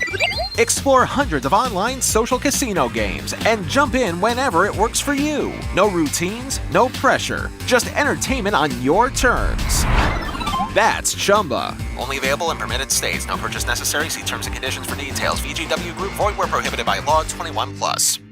Looking for a great real estate agent to help sell your home for top dollar? Go to Ready.com, REDY.com. On Ready, agents will pay you just for the opportunity to sell your home. Yeah, on Ready, the best agents compete to be your agent with cash up front just to win your business. Hey, your listing is valuable. Don't give it away. Make those agents earn it. Get paid to pick an agent. Go to Ready.com or call 888-880-REDY. Hey, Kelly. I love your Kelly Clarkson Connection channel. All right. Thank you so much for listening. The mix is eclectic. I love music, and I just want to celebrate all of it with you. It's my favorite now. Is it worth it? Let me work it. It is perfect. This is my heartbeat. The Kelly Clarkson Connection, y'all. I freaking love your channel. Oh my God. Channel 12 and on the SiriusXM app.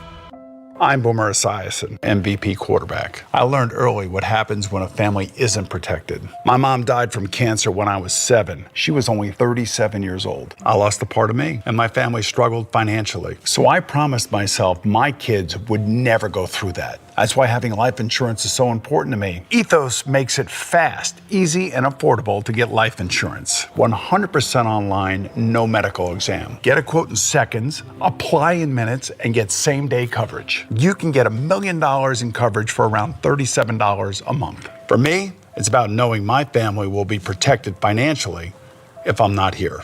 Get your free quote at ethos.com/today. ethos.com/today. That's ethos.com/today. Paid spokesperson, online help questions required. Time spent on application may vary. Price may vary. Sample rate 10-year term life policy for 35-year-old healthy non-smoking male. Ryan Reynolds here from Mint Mobile with a message for everyone paying big wireless way too much. Please, for the love of everything good in this world, stop. With Mint, you can get premium wireless for just $15 a month. Of course, if you enjoy overpaying, no judgments, but that's weird. Okay, one judgment. Visit mintmobile.com/radio. Upfront payment of $45 for 3-month plan, equivalent to $15 per month required. Intro rate first 3 months only, then full price plan options available. Taxes and fees extra. See full terms at mintmobile.com. At Swish Funding, we fund small businesses like yours from $25,000 up to $2 million with cash in your account in less than 24 hours. If you've been in business for at least 1 year with monthly revenue of $50,000, you could unlock financing with rates as low as 8% and flexible payment terms tailored to your business needs. Apply today at swishfunding.com. That's SWISH funding.com.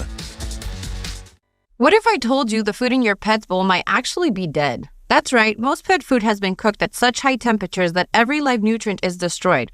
No wonder so many pets struggle with energy, digestion, skin, and coat health. For years, we've been helping people bring their pet's dead kibble back to life. Rough Greens is packed with the life vitamins, minerals, probiotics, omega oils, and enzymes your dog needs to live their happiest, healthiest life. But we didn't forget about your cat, though. That's why we created Meow Greens, a powerful, all-natural blend designed just for cats, with the concentrated nutrition from fruits and vegetables, digestive enzymes, and probiotics, all designed to support energy, skin and coat health, digestion, immune and joint health, and so much more. Whether you've got a wagging tail or a purring friend or both, Rough Greens and Meow Greens can help them thrive because every pet deserves to live their best life. Go to roughgreens.com, use discount code BLUE to get a free Jumpstart trial back today. You would just cover shipping. That's ruffgreens.com, discount code BLUE.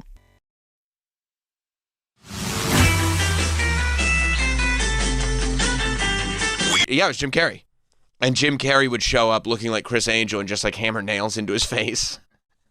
And Burt Wonderstone had to compete with that. How did they get Steve Carell, Steve Buscemi, Olivia Wilde, Alan Arkin, James Gandolfini, and Jim Carrey? And Jim Carrey. Because they thought, it was like around the same time that they thought like these, 2013. If you got the right people, these ridiculous premises would be successful. Like I think like the story of like, I think it was Talladega Nights. The whole pitch was just Will Ferrell going like, it's me, but I'm a NASCAR driver. All right, but that worked. It ended up, but when that worked, I think it opened up a door because it shouldn't have worked. If it was anybody besides Sacha Baron Cohen, John C. Reilly, and Will Ferrell, if it were anyone else, that movie would not have worked at all. It was so dumb. But it's amazing. Was that still in the Adam? Yeah, that was still the Adam McKay years. Like that was going to work. No, I know, but that was I think that hindsight is different. I think that when Talladega Nights came out, that was the evidence that it is going to work because it's in the Adam McKay years. Gary Cole. Yeah. Talk about underappreciated. Gary Cole, just in general. He's great. He's great. I knew from the time when he was in the Brady Bunch movie. That's when you knew? I said Brady Bunch movies are great. That Brady Bunch movie, that first one is hilarious. It's a parody of the Brady Bunch. I mean, I knew from Office Space, but you're Office Space. It was around the same time. Like, this is the guy. This is the guy. When I saw him pulling off Mike Brady and Bill Lumbergh, I said he can do no wrong. And then I saw Jimmy James pull off Jimmy James and Milton. I said, forget it. What are we doing here? This is fantastic. Yeah. And then wasn't John C. McGinley one of the guys who came in as the human resources people? Yeah. Talk about great casting. What is it that you do here? Yeah. And it's so like, this is the genius of Mike Judge. It's like everybody talks about Idiocracy and how it's like, it's very telling, but also Office Space. The same way there's a guy still to this day, anybody that works in an office, there's a guy who does not give a fuck. And he's the guy who gets everything. Yeah. And then there's the guy who, like, there's a Milton. Like, all those archetypes are still in every single office. It's incredible. Everything he does, like the Silicon Valley was unbelievable and holds up. King of the Hill just got relaunched not that long ago, and that holds up. Like, everything holds up. It's crazy. Huh? Beavis and Butthead? He did that too? Yes. Wow. But that's back. I mean, they're still doing new episodes. It still holds up. Yeah. Like, people can't beat it. No, he's a genius. Speaking of NASCAR, you know, I love my favorite part of NASCAR is Gentlemen Start Your Engines.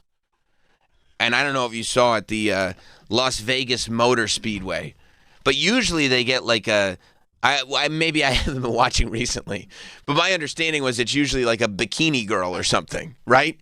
That goes, "Gentlemen, start your engines." That's what I always thought. And I said, how do you get cooler than a bikini girl out there, you know? But they did it.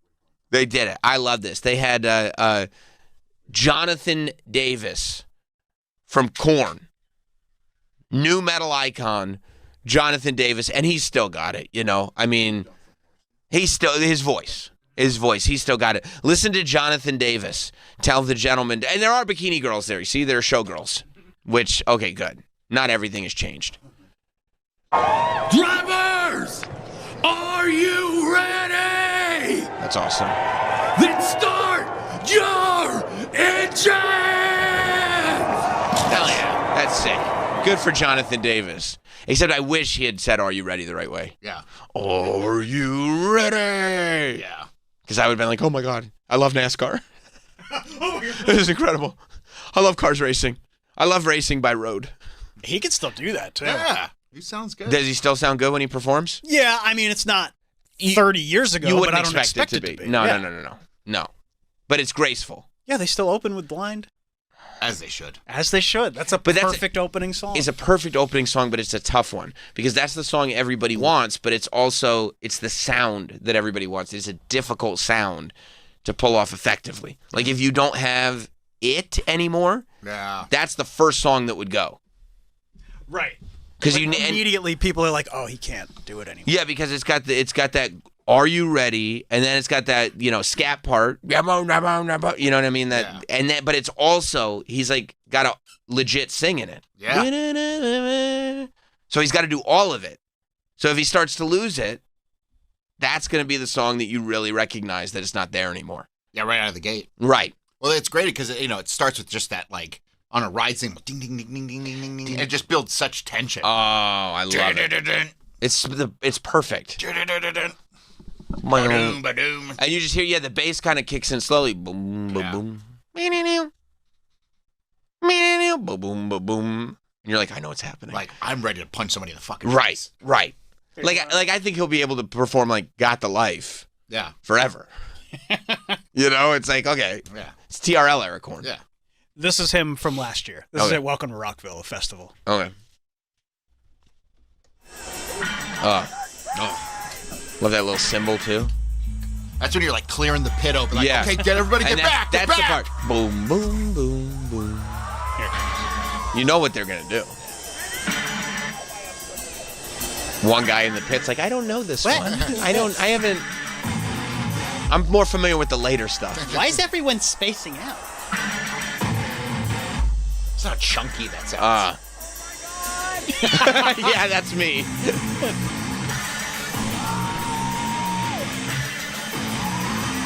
Let's hear it.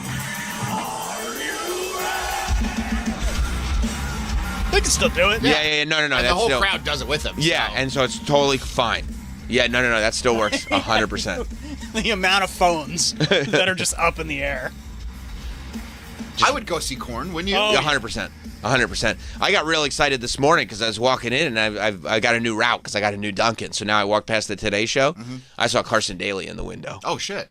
I said, I feel like I'm in Times Square right now with an InSync sign. We should all go one day to the Today Show and wait for a Carson Daly segment and just bring like signs for boy bands and shit like it's TRL. Would that be fun? Yeah. Hit me one more time, Carson. Yeah, I think it'd be a good idea.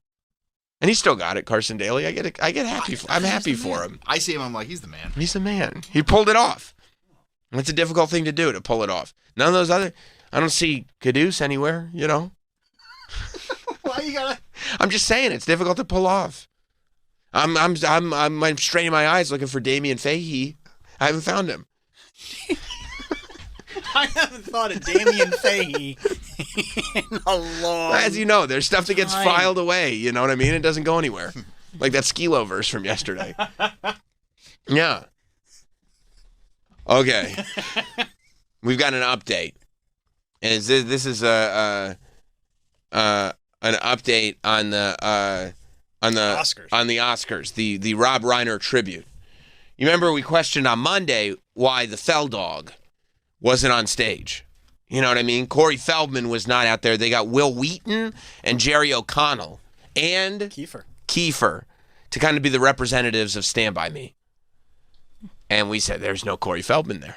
And our theory was that they were worried he would dress up like Michael Jackson and make it about himself. That's our working theory right now. He'd have a bedazzled fedora. That's right. That he'd have a bedazzled fedora, probably some kind of like maybe even a snakeskin pant or something like that, some kind of a pointy boot. You know, just something that really, really draws the eye. Pointy boot. You know what I'm saying? Like, he would it's wear like his Dancing with the Stars outfit. Maybe something like for that. For the 1 week that he was on it. Right. When he was like, well, if I'm going to be here for 1 week, you better fucking believe I'm going to dance like Michael Jackson. Was he sing for Stiff Richard? Right. Yeah. Something like that. He'd wear it like an Affliction thing. No, they probably were worried he'd wear one of those. Remember when Michael went through his phase of wearing like almost like a British Royal Guard glittery jackets that buttoned, you know what I mean? With the ropes. Very military. Yeah, British military jackets, but with sequins. They probably were a little bit worried he was going to wear a sequined British military jacket. So they didn't invite him. And he said, before the Oscars, he held off the army, the Corey army. And he said, don't attack. I hear you guys. I know you're trying to go for it. Yes, there is going to be a Rob Reiner tribute. No, I'm not going to be on, but it's not about me. Okay, it's about them. I will honor Rob Reiner in my own way. And we said, okay, once again, Corey Feldman takes the high road. That's why we love this dude. Once again, Corey Feldman does the right thing. Just sent out this tweet last night. Okay. I've been pretty cool. It is all caps. Oh, everything's caps. So he's yelling this. Oh, I guess he is yelling it. That's kind of, yeah. Yeah, this is yelling. So I don't know if I'm going to yell, but just picture me yelling. Okay. I've been pretty quiet on this. I didn't want to, the number 2, because cool, make the moment about me. He didn't want to. Already the implication is I didn't want to do this, but I'm going to do it. I'm going to make it about me. I didn't want to make the moment about me. After viewing the tribute, and now this is lowercase, so this is not yelling. Though Billy did a good job. So it's shout out to Billy Crystal one time. Like, shout out to Billy Crystal one time, and I'm not yelling that. That's an inside voice. I felt like all the stars on that stage were fairly overlooked, so I didn't miss much. But fans are still upset. What do you think? I mean, what? Is it like a poll? Yeah, yeah. There's what's this Google link that he then? Oh, it's a link to the article. And is he like relieved that like they didn't make it about the? They thought it was going to be a Will Wheaton tribute. Yeah, like Will seemed fine with the way the whole thing worked out. I haven't heard Jerry O'Connell. You know, Jerry O'Connell's got his own heat. Oh, that's right. Because his wife and daughters, you know, they're beating him up if he doesn't vote for Kamala, he said. I saw that on the Bill Maher podcast. He said they got physical with him. So I was like, what's going on in that Remain household? But poor Mr. Romaine. Poor Mr. Romaine. Jerry O'Connell Romaine. I love Jerry O'Connell, for the record. But he loves you. We love each other. Yeah. And I think he can vote for whoever he wants. I'm not hung up on it. As long as he gets permission. Yes, that's right. Yeah, I hadn't heard. I guess, but I don't read. Mike? What is this publication that you've pulled up that he's linked here? What's this publication? This is the paper of record, theexpress.com. I'm sorry. No, I hate to correct you. It's the-express.com. I think that's just for the URL. They were not, yeah. They were not able to procure the Express as their URL, so they had to go with the dash. But still the paper of record. It is the paper of record. Yes. Which record? The record. Oh, I see. Okay, the official record. Record. The paper of record. Yeah. I see. Is that the women's clothing store? No, that's Express. Oh, okay. They're right next door to Structure. I don't know. I thought maybe they branched out into journalism. No, they've been looking for something since the malls keep closing. They're having a tough time right now. Them and Ann Taylor. Right. It's not a bad thought that they'd branch into. Maybe what if we became the paper of record? Yeah, according to the Express, fans are outraged. Huh. I have not heard that outside of this article that was tweeted out in this Caps tweet. It says Feldman's absence in particular was heavily noted. Was it? Now, I'm going to say, I've gone day to day, and I try to keep up. I have not had one conversation about Corey Feldman's absence. I've not read one conversation about it. The only conversation I know about Corey Feldman's absence was the conversation that we had on this show, which I will admit now was slightly tongue-in-cheek. But apparently, fans letter R, still upset. Yeah, I can't. I did not want. I watched it. I didn't get the feeling like the stars were overlooked. No, that wasn't what I took away from that. They weren't meant to be the centerpiece. No, it was more like, hey, we love Rob Reiner so much. We've come to the award show to not be a big part of it. We normally don't do stuff like this, but we just like to stand up on stage and support our guy. You know, I don't know if do you think Corey gets fooled by bad actors? I think he might. Yeah. I think you mean like bad actors like in his life. Like people coming like people to him on Twitter. I think he might. Being like, man, why weren't you there, bro? Yeah, but I also think when we say bad actors, usually the bad actors are there to, try to get something out of him. I worry in Corey's case it might be that there are games being played to just see if we can get him to say it. That's what I think is happening. I think it might be a let's see if we can get him to say it scenario. Like maybe you choose, I don't know who, one kid in class and try to convince him to raise his hand and say something inappropriate to the teacher. And you knew that he was the one kid that multiple times you could convince, and the teacher would know that this message wasn't coming from that kid. He was being put up to it by bad actors. But I am concerned. That's just a hypothetical. Now that you present the hypothetical, I am concerned that Corey is surrounded by people who think it would be funny if they could get him to say something. Like, I could believe that there are people in Corey's life that are... Bro, you should have been there. Right, that are still... And it's now Wednesday, and they're still talking about it to him. That are still... Like, everybody else is... Nobody's even thinking about the Oscars anymore. No. Nobody hit anybody. Yo. There's nothing to talk about. Conan did a great job. Yeah. Really, it's just the only thing we've got left are the pictures of Conan in the Gladys makeup. That's really all that's left from this year's Oscars. That's all that remains.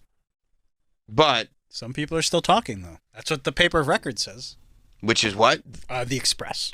Is there a dash in there? There is. Okay. Unfortunately, for the URL. Well, these URLs they get taken up so quick. Yeah.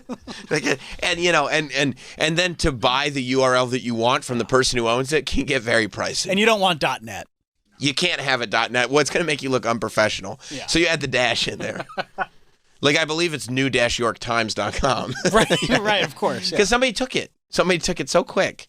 And it's just... And they probably considered .biz too, but then they were like, nah. No, because we want to be the paper of record. Right. We don't want people to think we're just here for the biz. Right, this is not for profit. No. This is to get the information. You know what they should? They probably should have done .info. That's a good point, because they're giving out the information. Yeah, that's right. If they had been the express.info, then it's like, okay, this is obviously a paper of record because it's a .info address. Remember people used to use that? Well, if it's not a .biz, I don't know if you could trust it. And it's like, you could just buy these things.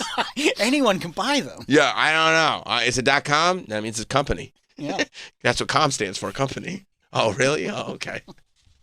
You can't just get any suffix? No. You can't? No, you have to get it in your, division. Right. Company, business, government. Is it .org? Information. I'm only trusting if it's .org. It is a .org? All right, put whatever information you want in there. Put it all in there. Yeah, because otherwise the internet police would come for him.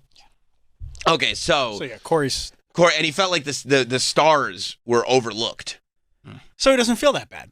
Because he's like, it wasn't about the stars anyway. I mean, historically, when the stars are not overlooked, it can go poorly.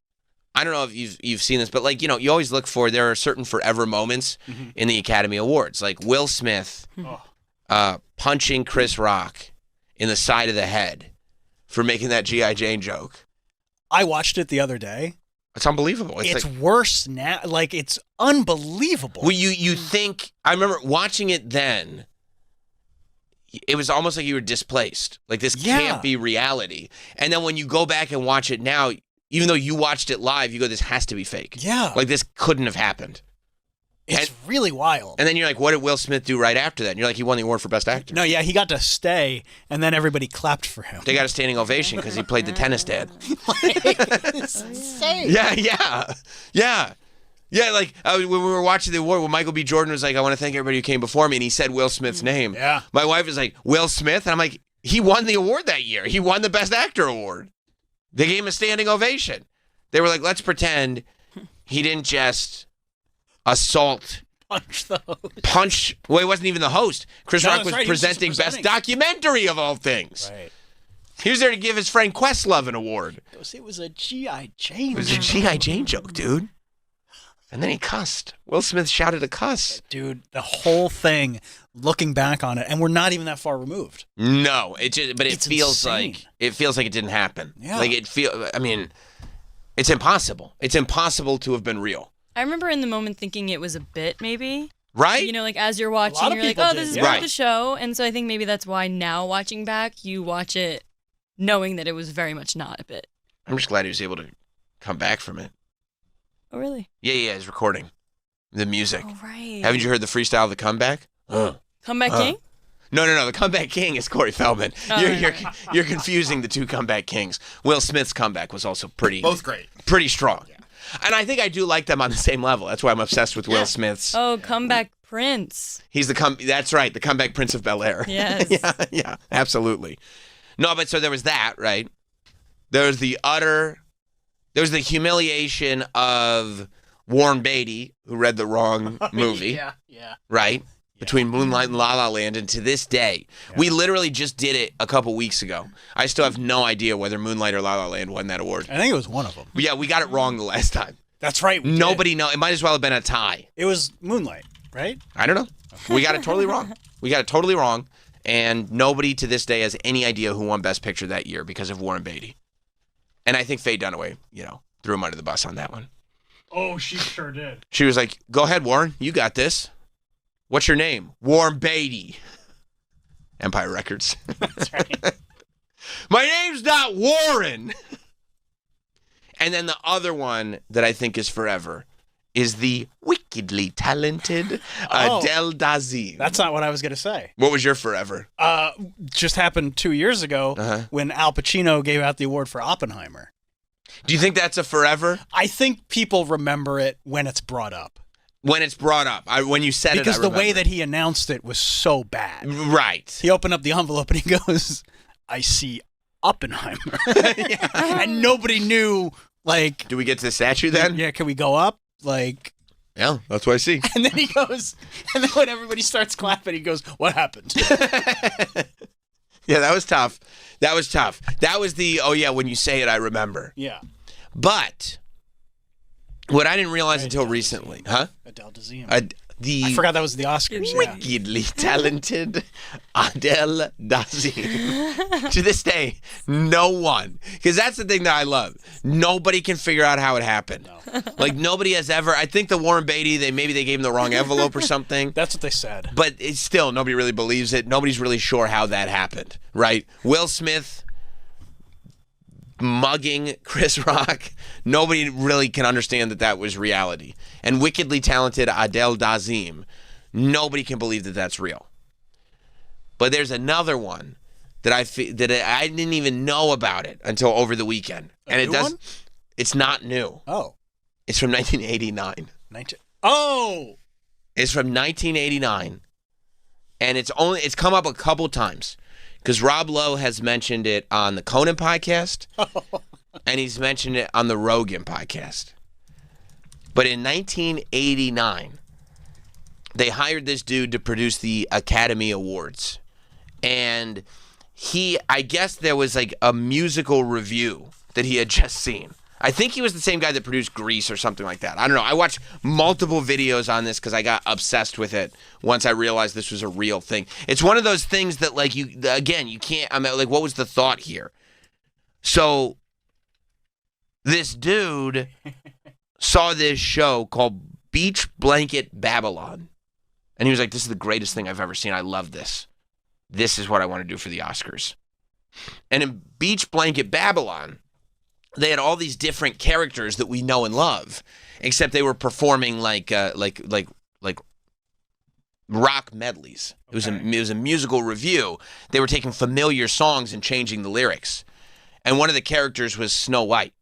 Nice. So they literally brought the actress who played Snow White in Beach Blanket Babylon, and they brought her in to perform the opening number as Snow White for the Academy Awards in 1989. And then they got celebrities to, like, do it with them. It's like an 11-minute opening. It is. I don't want the 11-minute version. I have... Is that the 11-minute, or there's a 3-minute that's just Rob Lowe's I have that queued up. Okay, perfect then. Perfect. Because Rob Lowe was the new star. And they wanted to introduce him, to Hollywood. And so they had Rob Lowe and Snow White perform a song together to open the Oscars. And it's the most bizarre thing I've ever seen. Like, that they went through rehearsal and writing. They sang a parody of Proud Mary. Rob Lowe and Snow White.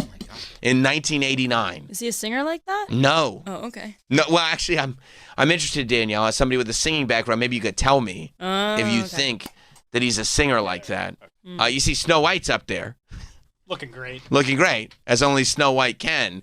And they brought out, like, different actors and stuff, but apparently a lot of celebrities wanted nothing to do with this. Is that Ed McMahon? It might be Ed McMahon. I'm asking because it's very pixelated because it's from the 80s. It's from 1989. Obviously, that's Snow White. I've seen that. That's Snow White, and you won't miss Rob Lowe. Because he's a fox? Yeah, this is peak Rob Lowe. Yeah. He still looks great. He looks amazing. Probably had no work done. I don't think so. Not one bit. Loves the NFL. That's his favorite thing. NFL? NFL football. He goes to the games. You know which games? Which one? NFL games. NFL? Yeah. Yeah. Here's Rob Lowe coming out to perform with Snow White at the 1989 Academy Awards. Isn't it exciting, Snow? Isn't it thrilling? No, that's not It Ed gets McMahon. better. Meet your blind date, Rob Lowe. There he is. There's Rob Lowe. Walking on stage to do the worst idea ever. Mr. Lowe, I'm such a fan. Really?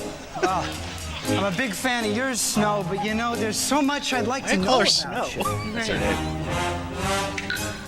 Oh, here comes some waiters with microphones. Okay, hit pause right here. Before she starts singing, go back 2 seconds so we can catch the lyrics and everything. Keep in mind, this is on national television. This is the Academy Awards, and every celebrity's in the audience. And everybody's watching at home. And everybody's watching at home. There's, 5 channels. Right. 1989. Right. People are like, you only the very wealthy would have cable at this point. The technologically advanced might have cable, but people are still. And even then, it's just like CNN. Right. What are you watching? MTV. I know you want your MTV, but you'd have to be so cool to be watching MTV instead of the Academy Awards in 1989. Plus, all the musical guests are at the Oscars. They're at the Oscars. All right, you ready for the Proud Mary parody? I mean, you can already see how bizarre this is, no? Yeah, but he does look very handsome. He looks really handsome. When you got a guy that's handsome like that, you just do whatever you want. I don't know that you ask him to sing. They did Proud Mary? Like Creedence Clearwater Revival? Yeah. Oh my gosh. Left a good job in the city, working for the man. Yeah. Yeah. Yeah. It was Creedence. Yeah. What's her name did it? Right. Tina Turner. Tina Turner. Yeah. Yes. I mean, it's an all-time song. Oh, yeah, and it's real, and it takes a powerful voice. Oh yeah. Yeah. Yes, 100%. Yes. You said it takes a powerful voice. To hit it out of song. Yeah. To roll on the river. Like John Fogerty. John Fogerty, yeah. Incredible Tina voice. Turner. Incredible voice. Okay. Rob Lowe and Snow White. Okay. Yeah. You didn't know he could sing like that? No, I'm excited. Yeah. Is it weird you think that after 1989 he didn't continue to sing? Maybe this didn't go so well. You don't think so? I don't know. We'll Okay. see. All right. Go for it. Here they come with the mics. Used to work a lot for Walt Disney. Starring in cartoons every night and day. Here it comes. But you said goodbye to Grumpy and Sleepy. Left the dwarves behind, came to town to stay. Lights keep on burning, cameras keep on turning. Rolling, keep the cameras rolling. You should pause for a second. What's wrong? I mean, I don't even know where to start. It's so... I mean, it's so light. You know what I mean? Like, there's no power behind the voice. That's it, yeah. You know what I mean? Because he can't pull it off, because if he does, it'll start cracking and stuff. Yeah. So he's trying to act like a singer because some agent or producer or somebody said, you got to do this. I'm sure... I mean, now I know he knows. He said this is the worst he's ever bombed. He's humiliated by this. He hates this. I mean, all the balls are gone in this song. Yeah, every ball. There's the background dancers. They're I wasn't even watching They're them. just doing something strange. Yeah. What's a musical review? They said the producer who did this, he never worked in show business again. I could see that. That makes sense. Can you imagine that? Like, you get your big break, it's the Academy Awards, and instead, like, it'd be better if you hadn't gotten your big break. You'd still be able to work. He never worked in Hollywood again after this. Yeah, to be the laughing stock. Yeah. They said this was the worst thing they'd ever seen on television. Worse than Al Capone's vault? They said it was worse than Al Capone. Geraldo worked again. That's true. Geraldo still has a great career. This dude, the producer behind this, no. When was the last time you saw that Snow White lady? Ooh. She's on. She's outside of Man's Chinese right now. She's trying to get people to take a picture. So I see a 40-year gap in this resume. I was just finding myself. Yeah, what'd you do in 1989? The what? I'm sorry, the what? Academy. What was the 1989 Academy Award? Who's the host that year? Oh, it was a musical review. It's a musical review. Yeah, keep moving. Keep rolling, keep the cameras rolling, keep the cameras rolling.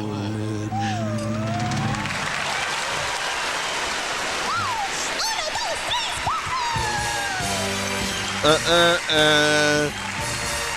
thought they were done?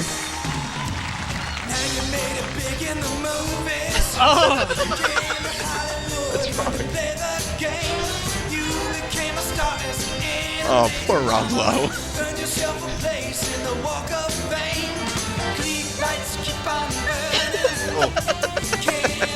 He doesn't even sound that bad compared to her. You think Snow White's worse? 100%. Rob sells it. Yeah, he got a little grit to it. All the notes are right. I'm not saying he's great at all, but compared to her. What do you think of his dancing? Spasms? A little bit. Gasms, more like it. See, that's how singers sound. Yeah. That's a singer. Right. An anonymous singer. Looks like one of the Wilson sisters. It does look like Carney. I mean. Yeah, why didn't they just get Wilson Phillips? They should, that would have Yeah, we were about a year away from Hold On, I think. Dancing tables. Whoa. I mean, this would make me quit the industry if I were one of the actors in the audience. It seems like a joke. Yeah. I mean, even the Doot Toots. This is high Show business. That was. So then what happened after that, right? Yeah. Mass suicide. Well, I mean, they made everybody pay. Everybody made everybody pay, right? So the producer took everything on it. He took every bit of this. So first, Disney comes out and says, "Hey, that's our intellectual property. You didn't have permission to do that." Oh no! What? They didn't ask before? They did not ask Walt. Oh. No, they didn't ask Disney. So what happens? It already airs, and it only airs once. Right. So they were like, "We're going to sue you. Oh. We're going to sue you for a lot of money."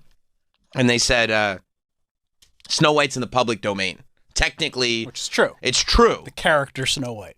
And they said the outfit wasn't identical. Oh, is this a MC Hammer or a Vanilla Ice? Do.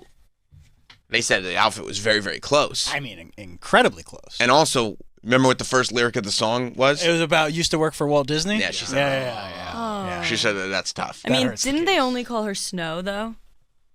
To be fair?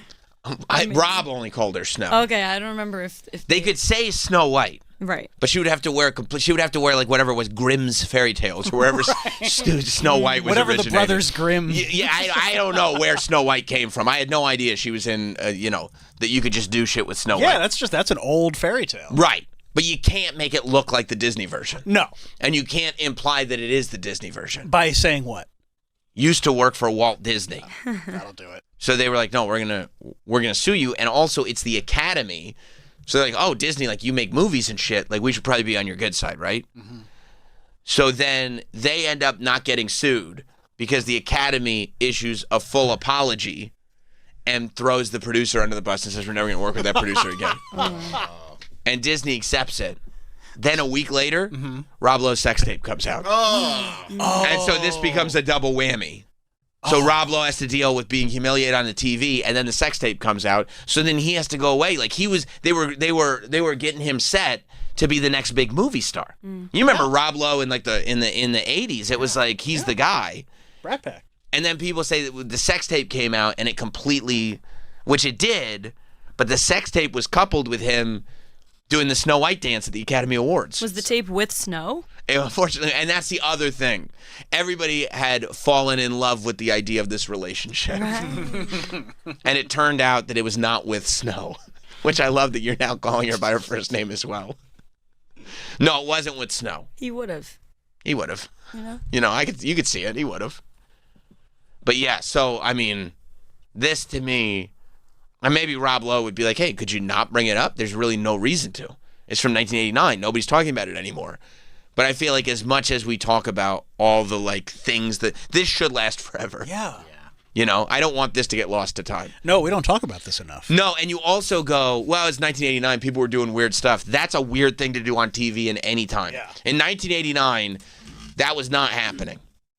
That wasn't commonplace. No, a Snow White medley, based on some weird beach blanket musical review. No, we weren't doing that in 1989. No way. Like, our folks would have been watching this going, what the hell is this?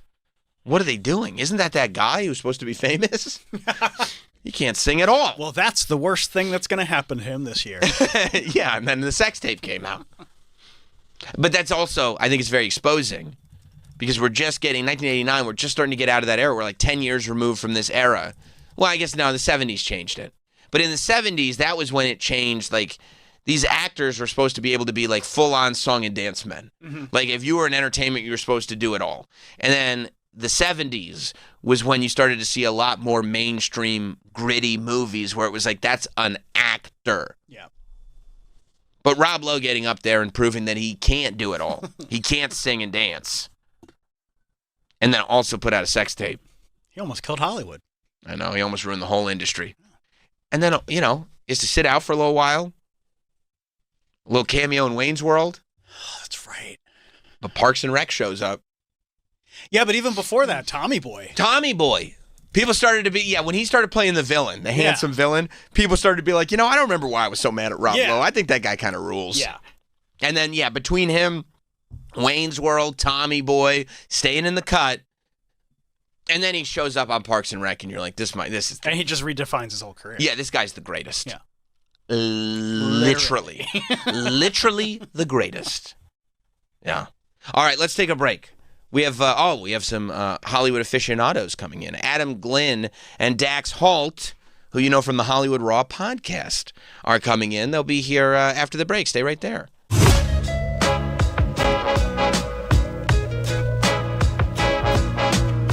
will be right back with Sam Roberts Show. The Bonfire with Big J. Okerson and Robert Kelly. I'll tell you my sex dream about Christine if you tell me yours. I'm not into this. No, Jay watches porn videos where they're being stabbed. Oh, does Jay do that? It's not my thing. Look over Christine there. and I did something you didn't do, Jay, obviously. What, kiss in the mouth? Talk after you're done. The Bonfire. Weeknights at 5 p.m. Eastern on Faction Talk or anytime on the SiriusXM app. Hey, it's Alex Cooper, host of Call Her Daddy. I have had this SiriusXM music channel for about a year now called Unwell Music. I pick all the songs, so you already know the vibe. Throwbacks, Disney, Miley, Selena, Demi, Hillary, Justin, Britney, Rihanna. I'm with you all day on the channel, giving you inspiration. Unwell Music is on SiriusXM Channel 3 or on the SiriusXM app. Hey, I'm Mike Slater. My dad passed away at the age of 63. He was in great health. Was out of nowhere, had a stroke. And super hard, obviously, for the whole family, but my dad had life insurance. So even after he passed away, he was still able to provide for my mom. And of course, by extension, my brother and I. This is why I have life insurance for my family, for my wife and 4 kids. And the best place to get life insurance is ethos.com. Because you can do it in 10 minutes. And there's no medical exam and no blood test. Just a few health questions. 10 minutes. You're covered. Your family is covered. You can get $2 million in coverage for $2 a day. That's a 10-year term life policy for a 35-year-old healthy, non-smoking male. We don't like to talk about death in our culture, but everyone's going to die. You are going to die. Get life insurance in 10 minutes so your family is protected. Ethos, E-T-H-O-S, ethos.com/free. Rates may vary, billed monthly. ethos.com/free. Ryan Reynolds here from Mint Mobile with a message for everyone paying big wireless way too much. Please, for the love of everything good in this world, stop. With Mint, you can get premium wireless for just $15 a month. Of course, if you enjoy overpaying, no judgments, but that's weird.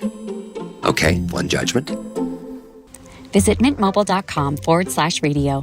Upfront payment of $45 for 3-month plan, equivalent to $15 per month required. Intro rate first 3 months only, then full price plan options available. Taxes and fees extra. See full terms at mintmobile.com. This is professional golfer Mark O'Meara. You've heard me talk about Celebrity Greens, the company that builds championship-level synthetic putting greens at the homes of amateurs and professional golfers all across North America. Celebrity Greens is known for their great design, the use of the best materials, and the amazingly high-quality installations. Their greens look great and perform like natural greens that I've played on my entire career. Now, Celebrity Greens is looking for additional sales and construction partners. If you're involved in the synthetic turf business or a contractor looking to expand your business or an entrepreneur, give Celebrity Greens a call today. They are currently expanding across North America, and they will be opening new markets soon. And if you're an avid golfer wanting the convenience and the beauty of a custom green or a beautiful low-maintenance lawn in your own backyard, you should call them too. Contact Celebrity Greens at 1-888-507-7960 or visit them online at celebritygreens.com. Celebrity Greens, redefining private golf all across North America. Visit them online at celebritygreens.com. Celebrity Greens. Hi, I'm Joe Perillo with JoePerillo.com. I'd like to tell you about Perillo Collision. The Perillo Collision staff are trained and insured to repair Bentleys, Rolls-Royce, Lamborghinis, or any other high-end luxury vehicles. We service accidents from all over the country. Maintain your luxury vehicle's warranty with our professional team. Visit JoePerillo.com. That's JoePerillo.com. That's JoePerillo, and click on Perillo Collision or call us at 312-BMW-1111. Hey, this is Conan O'Brien. Check out my channel, Conan O'Brien Radio, on SiriusXM 104. You'll find my delightful Conan O'Brien Needs a Friend podcast, highlights from my late-night shows, showcasing some of the most absurd and hilarious moments from my decades on television. Come on, everyone, settle down. This is a serious TV show. Plus, dive deep into 28 years of late-night memories and behind the scenes with Conan O'Brien Radio, only on SiriusXM Channel 104. Or listen to the SiriusXM app. Okay, let's be honest, TV has gotten way too complicated. Too many streaming services, endless searching for shows, paying a ton.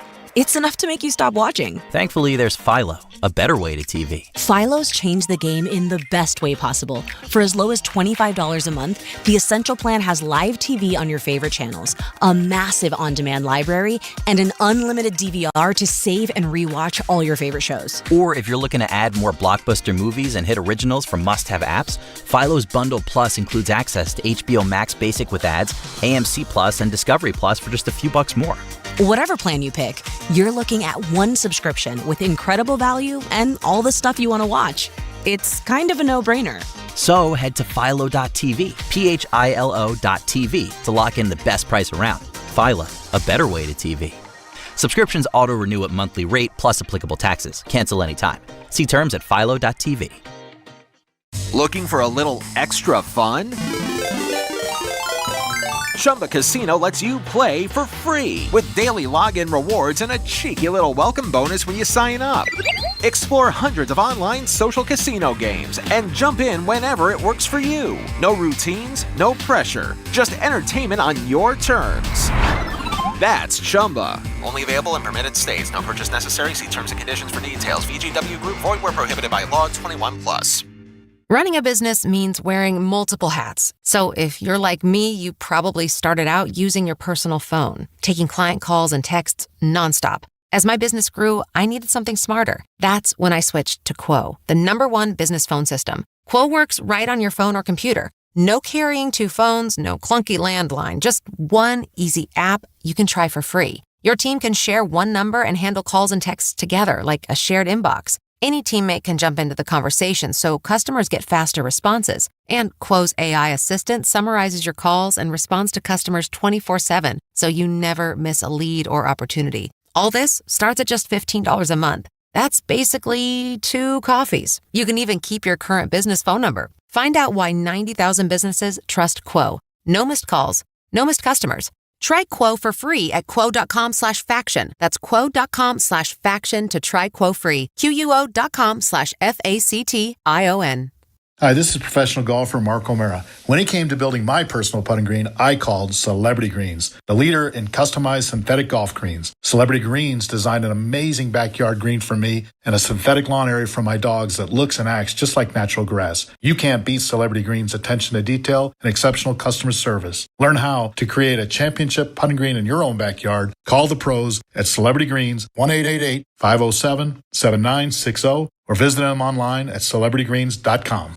Yes. I mean, Adam, like, you may know, you're now at the point where people may know your voice more than they know your face, because Adam does a ton of these paparazzi-style interviews, right? That used to be for TMZ, and now you do them independently. But they end up, like, at least once a month, if not more, one of them goes crazy viral. And your strength as an interviewer is the fact that, like, you're running around on these streets. I'm sure you never know exactly who you're going to end up interviewing, if you're going to get it done, but your ability to keep them for multiple questions, your ability to go in it, and have like another question that actually could be something. But it's the generic pretty remarkable questions that I like that are like, did you go to your high school reunion? Like, it's such a random question, but it is, I love the answers. I think that is his biggest talent. It's honestly, Sam, I say, like, I hit on girls, I hit on guys. That's what it is, because you have to, these celebrities. You have to, like, try to get them and try to hold them. That's like Travis, too. Travis, yeah. But have you done a red carpet? Yeah, back in the day. I'm really good on red carpet because I'm able to get these people. I'm able to be, like, a jerk enough where they'll come over to me and talk to me. But then you got to get them, you got to hold them, you got to hold their attention. And I'm on the street, I'm dealing with maniacs on the street. Mm-hmm. And I've been doing this for so long now where I become like the naked cowboy for celebrities. Like, they sort of know me. Sure, because you've been around. I've been around for so long. How many guys in New York are holding a camera trying to talk to them? So they sort of know me. Not all of them, but like there's a decent amount that know me. They don't know my name. They might know my face. Or actually sometimes I wonder if they know me with the camera. Then it's like trying to get these people to have a 2-minute interview with me on the street in Soho in the middle of like people honking at them. And it's like Oprah. I had Oprah last week and it's like raining and I'm trying to talk to, so I talked to Oprah last week. I said, it's like, what's left on your bucket list? And then I said, I forgot what I've asked Oprah. That bucket list question is kind of one of what you were talking about, where it's like, it becomes this evergreen, interesting. I had a good question with Oprah recently. I was like, what's the one food everyone loves that you can't get into? you know? And then it's like she had to think about it. She was like, oysters. And she's like, yeah, it's, you know, basically compared it to like snot, you know, like swallow. Like I start to swallow it down. So, I mean, it's like those questions where you try to humanize them, but they're like, why would you ask me that? Like, right. If you look my Google News me, I'm in the news for a scandal, but you're asking me about, so I don't know. I'm just trying to, honestly, I'm just chasing clicks. I'm just trying to, that's it. I need, honestly, to monetize it, I need them to talk to me for over a minute. And then there I can it make is. money. There so it is. I don't care what, like, I'll get some more serious stuff later, but let me just like hit on you real quick so I could stop, and then I'm like in my head I'm like, okay, we're over 60 seconds now. I could get to the good stuff. Yeah. Didn't you ask Lana Del Rey out on a date like years ago? Yeah. I mean, that was crazy because she couldn't say no off camera. Yeah, I had Lana Del Rey. That was like one of my biggest videos. Lana Del Rey is right after she did SNL. And you know why it was one of your biggest videos? Because it made the average dude go like, "You're saying there's a chance." Yeah. Because she didn't turn you down on camera. She didn't. And so you go like, so then if I'm watching it, I'm going like, oh my God, if I run into Lana Del Rey, I could shoot my shot. It might work. And it left a hook of like, so did they go on a date? What's going on? Come on, tell us. Yeah. We want to follow the story. Yeah, it's funny because How was the date? Well,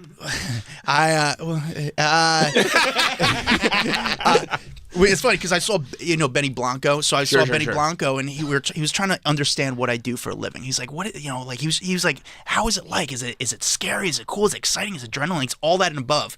But he was like, yeah, I saw this video of this guy hitting on Lana Del Rey. I was like, are you messing with me now, dude? Like, that was me. He was like, get out. He was like, how was it? I was like, you know, but nice girl. Great girl. Did the date happen? Did you speak off camera? Yeah, we spoke off camera. Did you go somewhere? She gave me the email, by the way, at first, which I was sort of like, give me the number, but I was like, I don't know if that was a little standoffish. Yeah. And then now she's dating a dude. She's married to an alligator. She's married to an alligator. So it gives me a shot. Like, maybe we could have had something even more down the line. Like, I was like, I thought it was just something quick, but it was like, I mean, and this was right after she had the SNL incident where it was like kind of... What was the incident? I don't even remember. It was people just trying to give her crap about her SNL appearance. She was the musical guest. And was it not good? It wasn't... I don't think it got the... I forget exactly what happened. If she... I don't know if it was a bomb or if it just didn't go the way she wanted. Maybe it didn't sound right or... Gotcha. I don't know. I forget what happened, but super cool. She was like very normal, very down to earth, and this is before like all these people would try to walk around with their entourages. I remember she was staying at the Soho. I remember the hotel. She was staying at the Soho house in Meatpack, and I saw her walking with this jacket. And I was like, dude, that's. And I had another paparazzi. I do video. There's a photo paparazzi guy shooting photos. So it's like we have the whole thing documented through like photos from a thing, and like off camera, and like I'm giving her a purse, and we're talking off camera. So, no, I mean, I don't want. The only celebrity I like to really talk about that I hooked up with, Sam, is Mary Kate Olsen.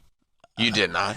So yeah, so you know, this is like in the early days. We met, you know, here I am papping like Mary Kate Olsen, right? And you know, and then we kind of, you know, we take it off, and we, you know, like we hit it off. You know, it was fun. Then we went to this, at the time, this place called Butter was like the hot spot in Soho. We go to that place, we're hitting it off, and we went back to her place in the West Village, and I'm in my head, I'm freaking out. Here I am hooking up with like Michelle Tanner from Full House, right? She probably loves that. Oh, dude, I know, right? Yeah. Well, we get to that point, like I asked her. So she was like 6 on that show, dude. So we got to that point, like I asked her if I should get protection, and she was like, "You got it, dude." And then I slapped her in the ass. She was like, "How rude!" And no, I did not hook. No, that's it. Here's the. Do you think it's so stupid? It's so stupid. It's so stupid. Troy's upset. Let me. And Troy's so into Everyone all looked. No, they're like, "What? Stupid. That was stupid. Come on, man." But do you? You get to interview these people when they're sit down, like you got the screen from me. Here's how it's like being a paparazzi. I'm not with every question trying to make sure they don't leave. No, but here's there's an understanding. You know, again, I'm a paparazzi. That's what I do. You know, and you see in the JFK show that's right now, like, you know, people, you know, some people have feelings about paparazzi. Is it negative? Is it great? You know, like they still read the gossips columns and stuff like that. And Dax had actually a crazy job at TMZ, and we'll get into what he did at TMZ because his job is really gnarly. But my job is, you know, you're outside Sirius. You know, I don't really know who's going to come in and out of this building. NBC, I don't know who's going to come in and out of the building. A black Escalade comes up. Who opens the door? You don't know who's going to come out, and it's, I don't know, it's Nina Dobrev. Or boom, boom, and she's walking. I sort of have to have this Rolodex of questions in your head, how to make her like fun, exciting, cool. So it's like most people would freeze. That's the thing. Like I'll play this game with Adam where I'll just name a celeb and he's got to come up with a question like that instantly. And I can't do it. He can do it every time. It's actually pretty amazing. I mean, most of the time I would see these people and go like, "Oh yeah, she's on a show or something." I think. Yeah. I wouldn't even know who the people were. Like you have to actually know who everybody is, what everybody is doing. Yeah. I gotta stay on top of it a little bit. I mean, listen, I can't watch. There's only so much TV or media I can consume. Freddie Prinze Jr. just walks out of a car. Do you feel? Freddie, you see that? Sarah Michelle Gellar's coming. By the way, we saw her name. Freddie Prinze Jr. Freddie, what would you rather still do? Would you rather act or work in wrestling? Freddie Prinze Jr. Do you still rock? Would you still miss that old haircut they'd have? And what was that movie? She Can't Wait. What was that? 90s movie. That'd be great. I don't know. Well, actually, that She Can't Wait movie. Again, I mumble over I stumble those words, but like Freddie Prinze, it's. Is that strategic? Do you mumble like if you don't know the exact title of a thing, will you mumble through it on purpose so that you could just get through it? Yeah. And then usually I just have like a testicle out. I'm like, oh no, my testicle's out. And they're like, what? And then I kill time Boom, real quick. I got it. Here's the question. But Dax is I'm the one who actually shoots the content. I'm a paparazzi. Dax's job at TMZ was to negotiate with those people who buy like sex tapes, scandals, like when people have those videos. Oh, when they pitch it to you. When they pitch it to I was him. in charge of clips clearance, so I was the clips clearance producer. So anyone that had a photo, a video, it would come to me. I would assess it, and then either buy it, pass on it, the whole thing. So he would see stuff that would never come out, like crazy stuff. And you would have to know. First of all, you would have to know: is it worth anything? Mm-hmm. Does this benefit us? Also, is it legal?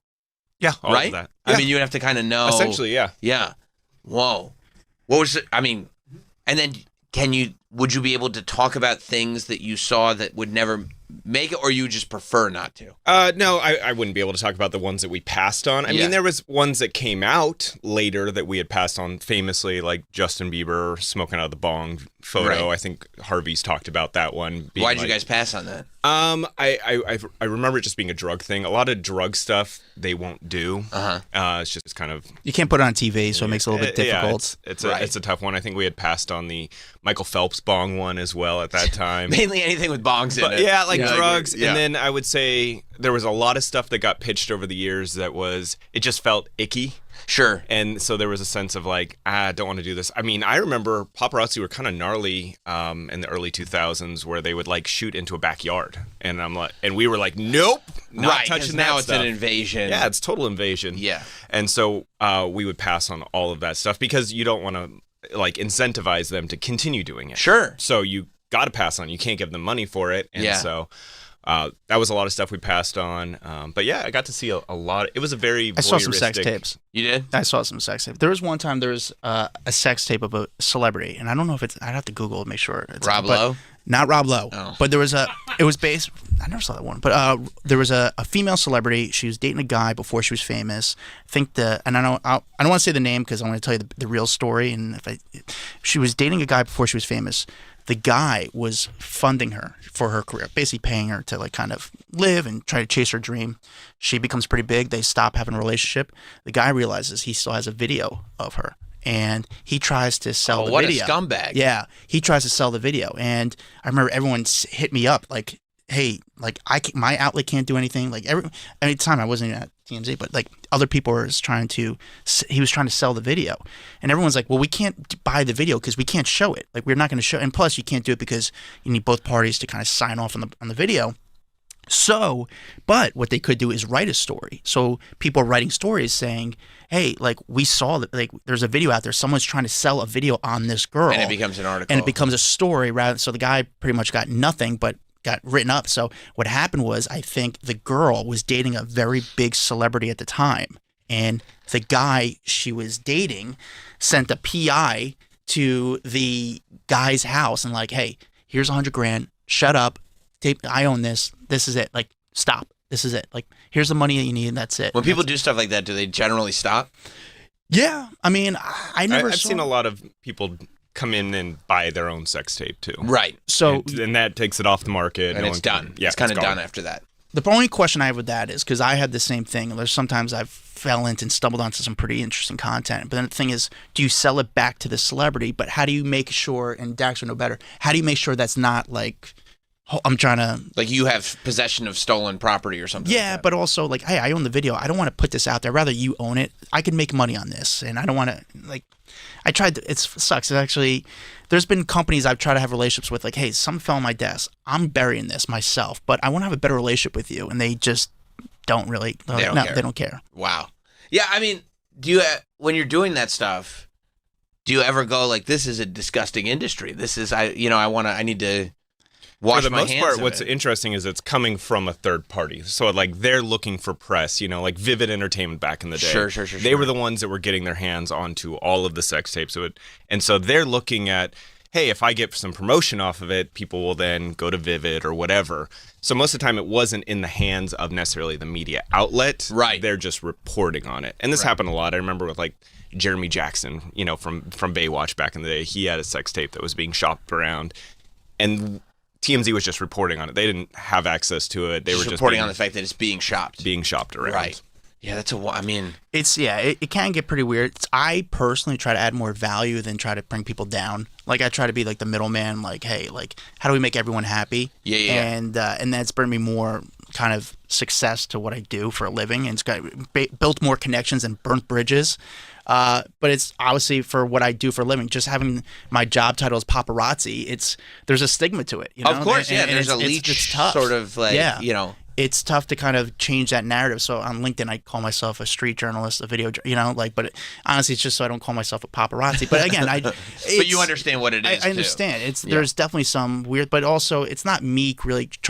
I'm not the one beating a woman. I'm not the one doing some. It's like if you see him out on the street, he's very different from like the normal, typical paparazzi that you see, and I think that's where you have to kind of like separate because everyone knows him. It is so crazy. Where, like he said, Oprah walks out of a building. She's like, hey, Adam. And she stops to talk to him. Right. Or The Rock or Kevin Hart. I mean, I could list off all these people that actively call out his name and encourage him to come over and talk to them, where that's not normal in this industry. And, that is true, because I've known you for a long time. Yeah. And you do always, you've always struck me anyway, as being somebody who works in that way, where it's like, I'm doing this because it's going to benefit me, but it's not going to be anything that doesn't benefit you. And he always makes them look good. That's right. I'm always trying to make them look good. I'm trying to tee them up for them to hit a home run, And obviously sometimes there is tough questions you have to ask.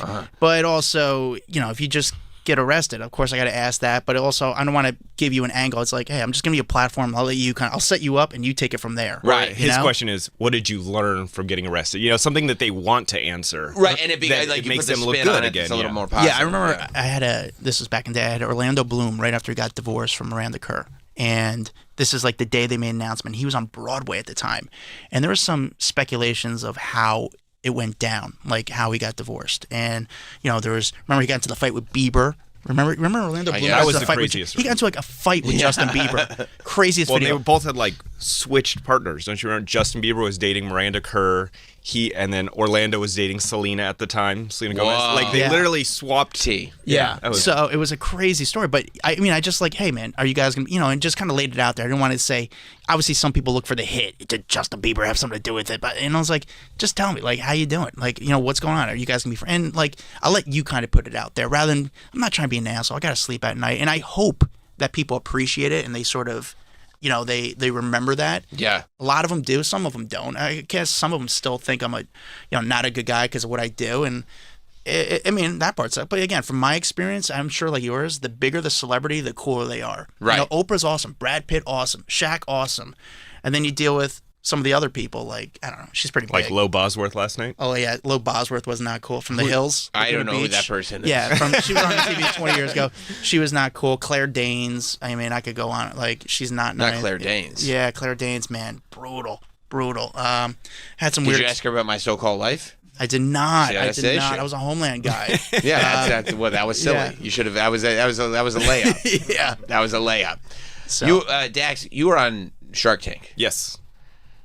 And you got to deal with Mark Cuban. I did. How real? Not real in the sense that obviously there's something happening, but like how much of an actual partner was Mark Cuban after the show? Oh, he's been great. Really? Like yeah, it is? He's been awesome. The thing is, my company, Trophy Smack, because we sell like over-the-top, like kind of WWE-style wrestling belts, customizable ones. Right. So they're like big, just awards. We do huge fantasy football trophies. That's the industry we got into, like just customizable dope awards. For you, when you and your friends have like a fantasy football league, Yep. you can get a ridiculous championship belt or over-the-top trophy or whatever. Because everything that was out there looked like something you get in Little League. Right. You know, the hologram columns. We're like, dude, this is for adults. Like, let's find something that adults are excited to display. We're grown-ups giving each other trophies, okay? What is every wife going to hate displaying in their house? That's what we need to create. And you do see that, right? Like these fantasy football guys who it's like when they win, they're literally wearing their belt. Oh, 100%. They wear their championship belt around. Like, no, I won fantasy football. I won my league. You're hoisting it over your head. Like, that's what we wanted to get into, and it's exploded. But Mark's been great. I mean, whenever we need him, you can email him. It's Mark Cuban. He emails back in 10 minutes. Really? And I don't know how he has time to do it. Wow. But we've had some bigger issues where, like, our Amazon account got shut down, and we worked for 2-3 weeks to try to get it up, and we were like, all right, let's go to Mark. Let's ask him. He got it up in 30 minutes. Really? Yeah. What did he do? Do you know? He put in. Called the right guy. He's got a bat line into Amazon, and it was back up. And there was just something that was off, and he was able to get it fixed. Like, that's awesome. So those are the moments you're like, this is pretty cool. But it's also like real in the sense that you're a real person running a real company and have this real business shark that is on your side now. Yeah, and we had to go through due diligence after the show. It like, as much as you say deal on the show, you still have to prove yourself after the show that you weren't lying. Everything you said was accurate. Yeah, but assuming that everything you're saying is accurate, they really are going, no, I mean, based on this information, I want to invest in this company. Yep. How long is the pitch?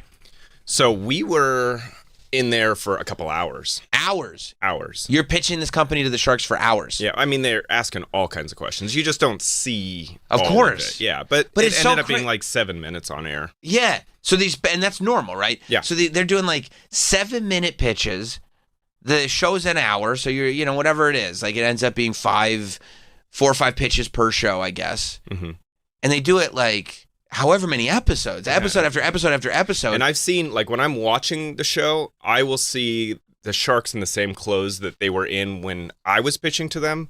So I know they must have, watched 10, 20, 30 pitches that day because they're all in the same outfits. Like, how are you? But the fact that they're that into it, I mean, I feel like that it feels like it's an easy show to produce, such as not like Wheel of Fortune, right? Where you're like, we can knock out a year in a month. And I think they do that. I think they film a lot of episodes. Yeah, but if it's 2 hours to do a 7-minute segment, that's But maybe nuts. that was unusual. I don't know. Maybe it was because we had a decent company that they were excited about. They kept digging in, because we got an offer from Mr. Wonderful. Was he wearing a trading card? He was not, but we do make those. We make chains that go around your neck that hold slab chains. The PSA graded cards. Yeah, we got those. That's very smart. We don't have them covered in diamonds. We make them affordable. Yeah. But yeah, we got it. And then Lori was going to give us an offer, but Cuban said, if you even listen to her offer, I'm out. And so you're like, so we pick took you. his offer. Wow. Do you, when you're doing that 2-hour pitch, when you're on that show, how long before you kind of forget you're on television and are just like in a pitch meeting? Or are you kind of conscious of being on TV the full 2 hours? I guess you're not so worried about the cameras. You're more worried about your answer to the shark, I would say. Because you are sitting there and you've got all 5 sharks staring at you. And you want to make sure that your answer is attractive to them. So you don't even think about the fact that this is also a giant commercial for your business. You forget. Right. That part you black out. Right. Because you're in the moment, you want to talk, so I would say that part I forgot about. Is just making sure that your answer is kind of what they want to hear at the end of the day. Wow. And my business partner and I mean, we spent, because we drove to Vegas, because this was right in the middle of COVID, like you couldn't get on a plane, it was in a bubble, the whole thing. We spent the 4 hours just going back and forth on, like, if you get asked this question, what's the answer? If you get asked this question, how would we respond to it? Man. So we were playing out every scenario in our heads. And realizing, too, that like they could go on and just be like, no, this is stupid. Instantly. Right? Yeah. I'm sure there's a lot of people that get up there and... Because everybody who goes on that show is convinced they have a great idea. Uh-huh. They're not going on that show otherwise. Of course. Wow. But I think it's also like American Idol and the fact that they are going to let some terrible products go through you have just to cancel them and say no, and everyone's out. Yeah. Like going on. I mean, I watch those like YouTube montages all the time, like just the worst pitches where they just, and I mean, dude, and it's probably because they're cranky from working hours and hours and hours on this show. But when they bring somebody in and they just start getting like lambasted, just sitting there going like, this is a scam. And you're a scam artist. You're a bad human being. I'm always surprised that everyone kind of gets through their monologue as well as they do. Because there's a lot of pressure. I mean, I've done a lot of TV over the years. So like when the doors open, I felt pretty confident going in. But for these people that haven't done that and having 5 sharks stare at you and you have to remember your like 2-minute monologue at the beginning. Yeah, if you're just building a business in your house, tough. like you've never done any kind of TV, because I would bet the vast majority of people on that show over the years have never done television. Correct. And so the idea that you're going from just like making products in your house to monologuing not only your business in front of business people on television, but they've all become TV stars. Yep. Like this show is huge. Huge. So you have to lock. You're right. You have to lock that out and just get through your pitch. Get through it, and it's a different ball game when you got. Again, I didn't notice the cameras as much. Like it just wasn't in my head. But looking at the sharks is very intimidating. What was it like when you watched it back? I just thought, wow, that was really quick. Like they edited down to 7 minutes. So I was kind of surprised how quickly it went down. But everyone said they loved it. It was fun. I mean, the recognition that it brought Trophy Smack like overnight was really cool. Right. Yeah, what's it like? So the next day after it airs, the first time it airs, what was like the web? Was your website getting tons of clicks? Or? Oh yeah. So we're not like a Scrub Daddy though. It's not an impulse purchase. A trophy. You kind of have to have a reason to buy it. So I would say the traffic spiked massively. The sales weren't there, but the sales came. When it was in season. When it was fantasy football time. When it was, if anyone, wants a belt for a birthday present for dad. Like those are the times where they think of us because it was just great promotion. Yes, totally. And now, like, CNBC is airing those episodes all the time. The amount I get texts all the time. So you know when it's on. It's the best commercial. I never know when it's on, but I get a text. Meaning like when it was just on. Yeah. And then we'll have random spikes in sales, and we're like, what the heck happened? Like that? It's a random Thursday afternoon. Why did we get a massive? Oh, yeah. Markets are closed. Shark Tank's on CNBC. But are you allowed to say that you're a Shark Tank product? Are you allowed to put that on your website? Yeah. Oh, you can. Yeah, I don't think that they have any issue with that. I think that they take pride in knowing that these companies have become successful and as seen on Shark Tank. Because as seen on TV, I think you had to pay for that. Like that was like somebody owned it. So you had to pay for that. But I guess that does benefit the show where people are watching now because they become invested because like Scrub Daddy becomes a household name. Even the stuff like I think that they kind of took ownership over the fact that they turned down Ring, and now everybody has a Ring. But just like figuring out how they can associate their show with that product. And now the fact that they brought him, the CEO, back, like they understand the value. I did have to license photos from, I think it was ABC, so that I could use our still images from. But that makes sense. That's their property on the set and everything, their show. So I can use those. Yeah, that's really funny. Yeah, I think when DDP did Shark Tank with DDP Yoga, he didn't get a deal, but I think he said he made $1 million within 24 hours of the show airing. I think that's honestly, that can be the best case scenario for a lot of these people is just being on the show. And if you had a great idea, it wasn't picked up, but everyone sees the benefit of it. Yes. And then you're not necessarily splitting ownership. Ours, we're really happy with Mark. I'm just saying with other people, you don't get a deal, and now you just got a ton of promotion. It's great. Right. When it's like, instead of them saying, this is dumb, I don't want it, they go like, this is great, but I don't know what value I would add, so I'm out. Yep. Wait, how much did Mark put in? $600,000. $600,000. All at once, just wired $600,000. And it's not one of those like, well, this is coming from a TV show, and there's this. It's his money. Exactly. Yep. His money. I mean, he's got hundreds of portfolio companies. So listen, he put in $600,000. Has he seen some money back yet, or no? That's all at the end. Oh, he has. Company's doing well. Yeah, we've grown a lot. That's awesome. Yeah, I do. You haven't done an update show? Yes. Or you did do an update show? I think 2 of them so far. Because I always love the update shows because that's another one where they'll go like, hey, yeah, like this company got a deal and it was a massive failure. Yeah. Like they'll tell you, they'll do like warts and all, they'll be like, yeah, look how mad Damon is. Yeah, no. Because he's like, what, you guys aren't doing anything. Like this is terrible. Or the success story. They did a couple, I think it was 2. I believe we've done 2 updates already with them.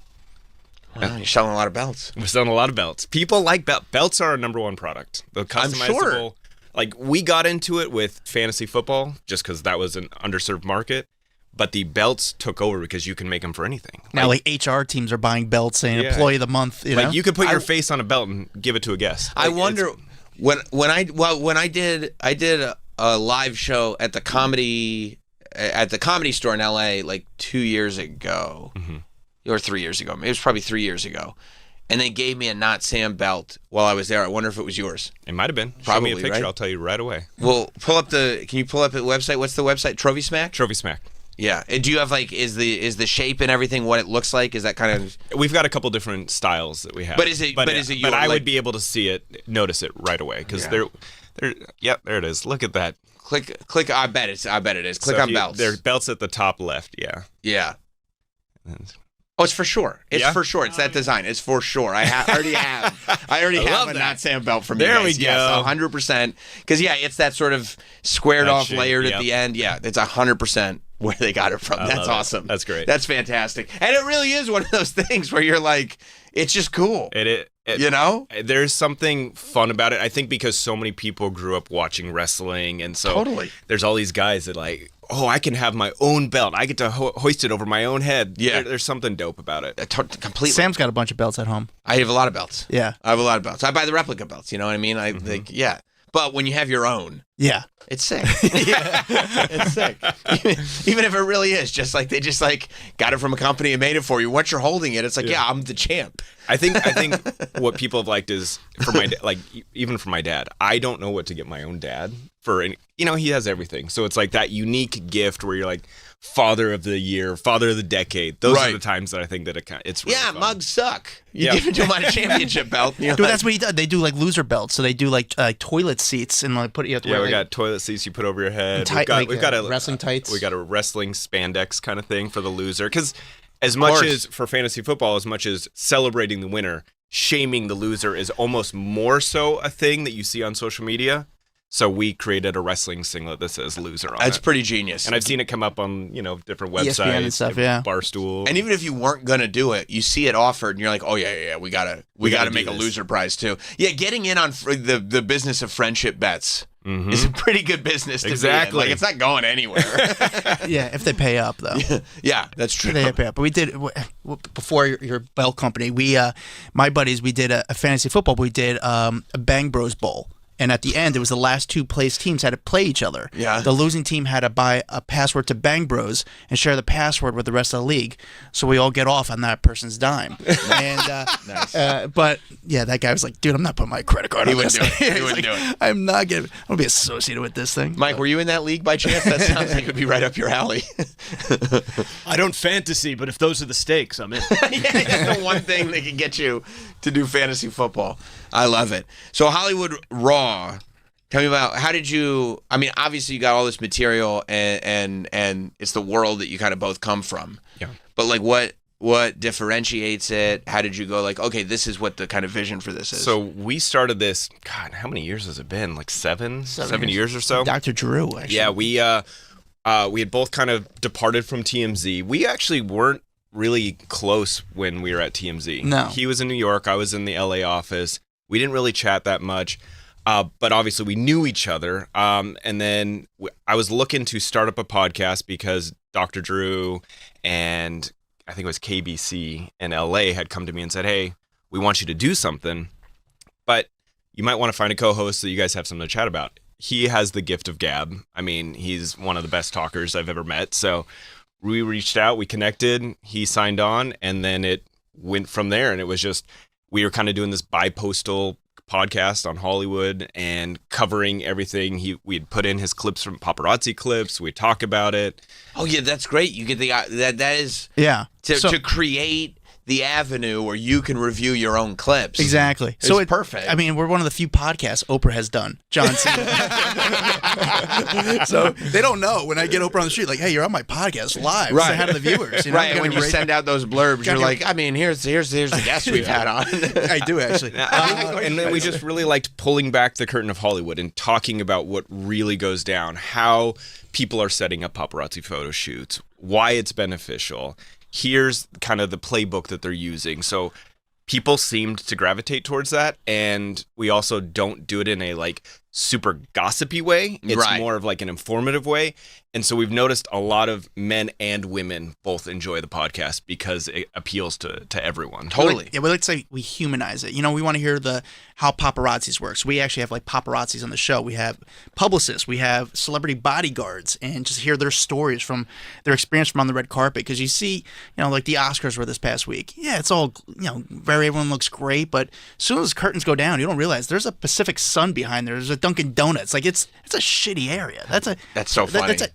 It's a terrible spot. So it's like, so we talk about what the vibe is really like. And, you know, for me, it's like, I'm always curious, people who meet a lot of people like yourself, it's like, what you think of them? Were they cool? Were they nice? And it's like, so we like to just feel like the how these people person really are. adjacent to the celebrity is sometimes the most important. And I think that's what like the bodyguards, we've had private flight attendants, just people that are interacting to understand what are they ordering when they get on a private flight. Yeah, just that I don't weird know why human that's interesting. It's that human curiosity, right? And I think her answer was like peanut butter and jelly sandwich was the number one thing ordered by celebs on private jets. That's and sick. that to me is so random, but I love that piece of information. Yeah, or just a PB&J on a private jet. I would love that. That's baller status, right? Yeah, there. it gets a couple of Diet Cokes involved too. I mean, now you're partying. It's also that like sounds amazing. when you have like people on like some musicians, like just talk about like how it is backstage, where it's like, yeah, you want to have this cool, elaborate Guns N' Roses style backstage, but like you're also paying for that. So totally, you know, some of these people don't realize like, yeah, your first time on tour, you're gonna have,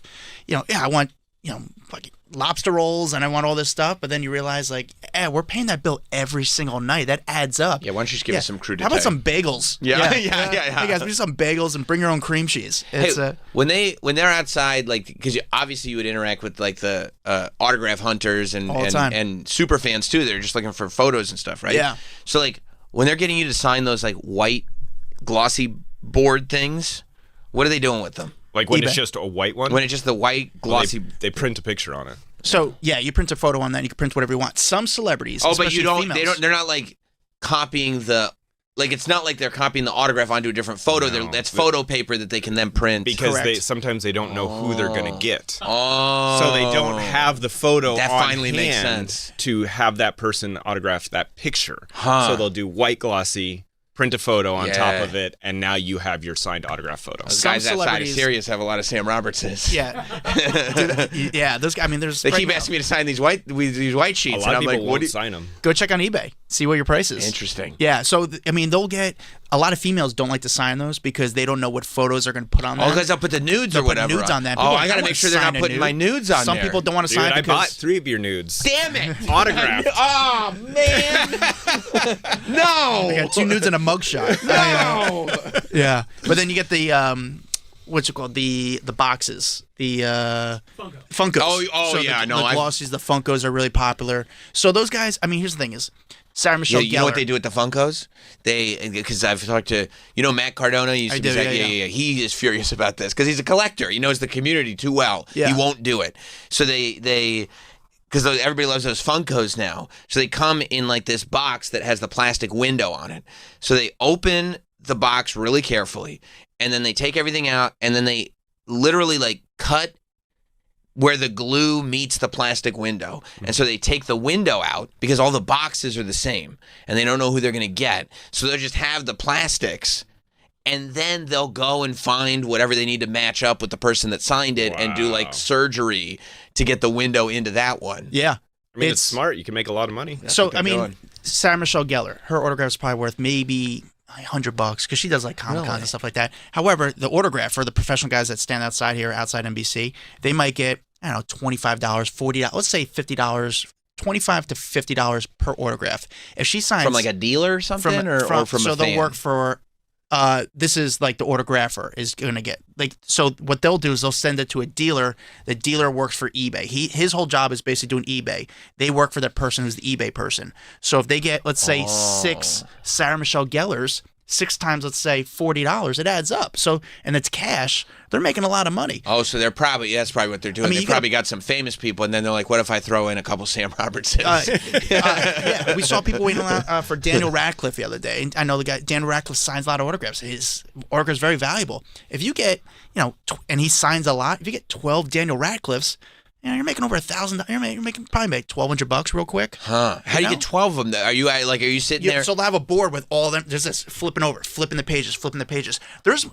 People always Hollywood makes a big deal about paparazzi. Right. The industry is changing so much, as you know. The media outlets don't have the money.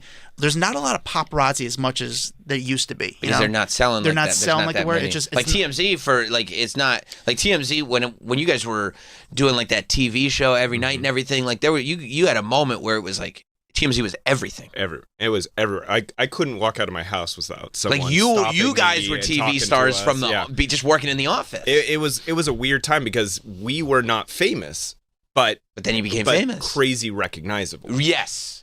And so everywhere you would go, someone would stop and want to talk to you about work, and I'm like, I'm trying to enjoy the Cheesecake Factory. Chill, bro. Right. But also, here's the thing: is he's got a story. He was out. You can tell a story with Leo. Which one? Oh, when we got kicked out of the club? So, he's famous, but also he's famous to I'd say famous. He's known by people, but the celebrities look at guys like us and him, especially at that time. Oh, there's a rat in here. He's an enemy. So we were at Villa, which was one of the big clubs back in the time in Los Angeles. And I was out with, do you remember Max? He had the long blonde hair, the surfer guy. Oh, sure. Oh, yeah, I remember that dude. So we had gone out one night to party with a photo agency or something like that. We got a booth at Villa upstairs. We had sat down. We had just opened the bottle. Leo showed up. He took one look at us and said, I'm not going to stay here if they're going to be here. Had us kicked out of Villa. Wow. We were like, but we just opened a bottle. Like, the fact that Leo recognized us, I mean, there is something kind of cool about that. That's cool. Yeah, it wasn't for the best, but it's cool. It's cool. And then they ushered us right out the back door. Wow. And just, hey, guys, have a good one. You kind of go like, I mean, I get it's not... It sucks, but I get it. I know. It turned into a good story. Right. Got kicked out of a club by because of Leo. Like, it's kind of pretty dope. sick. Yeah. And I'm like, and we even said we are not working right now, even though we're kind of working out all the time. But it was still a really fun moment to just talk about. Yeah. But now there's big money in the autographs. You're saying there's more money in autographs than honestly. I mean, paparazzi can still do well. I mean, if you hit the right stuff, if you get a photo of Taylor Swift is always going to make money. Right now this. Bachelorette girl is, if you get some good content on her, it could probably make some, you're chasing the news cycle. But the autographers are worse than paparazzi ever was. I mean, they're insane. As paparazzi, we're always back. For me, I'm a little bit closer because I do video, so I'm not going to be right on top of it, but I need to get a few feet away so I could get you in the frame. Photographers are going to be a couple feet even more back because they're trying to get the shot as well. The autographers are right on top of you. And hey, if you're signing, or if I know you signed, they're not going to stop. They're going to keep flipping. And especially in New York City, I knew a guy who was yesterday. There was like Chris Pratt and Charlie Day were in New York.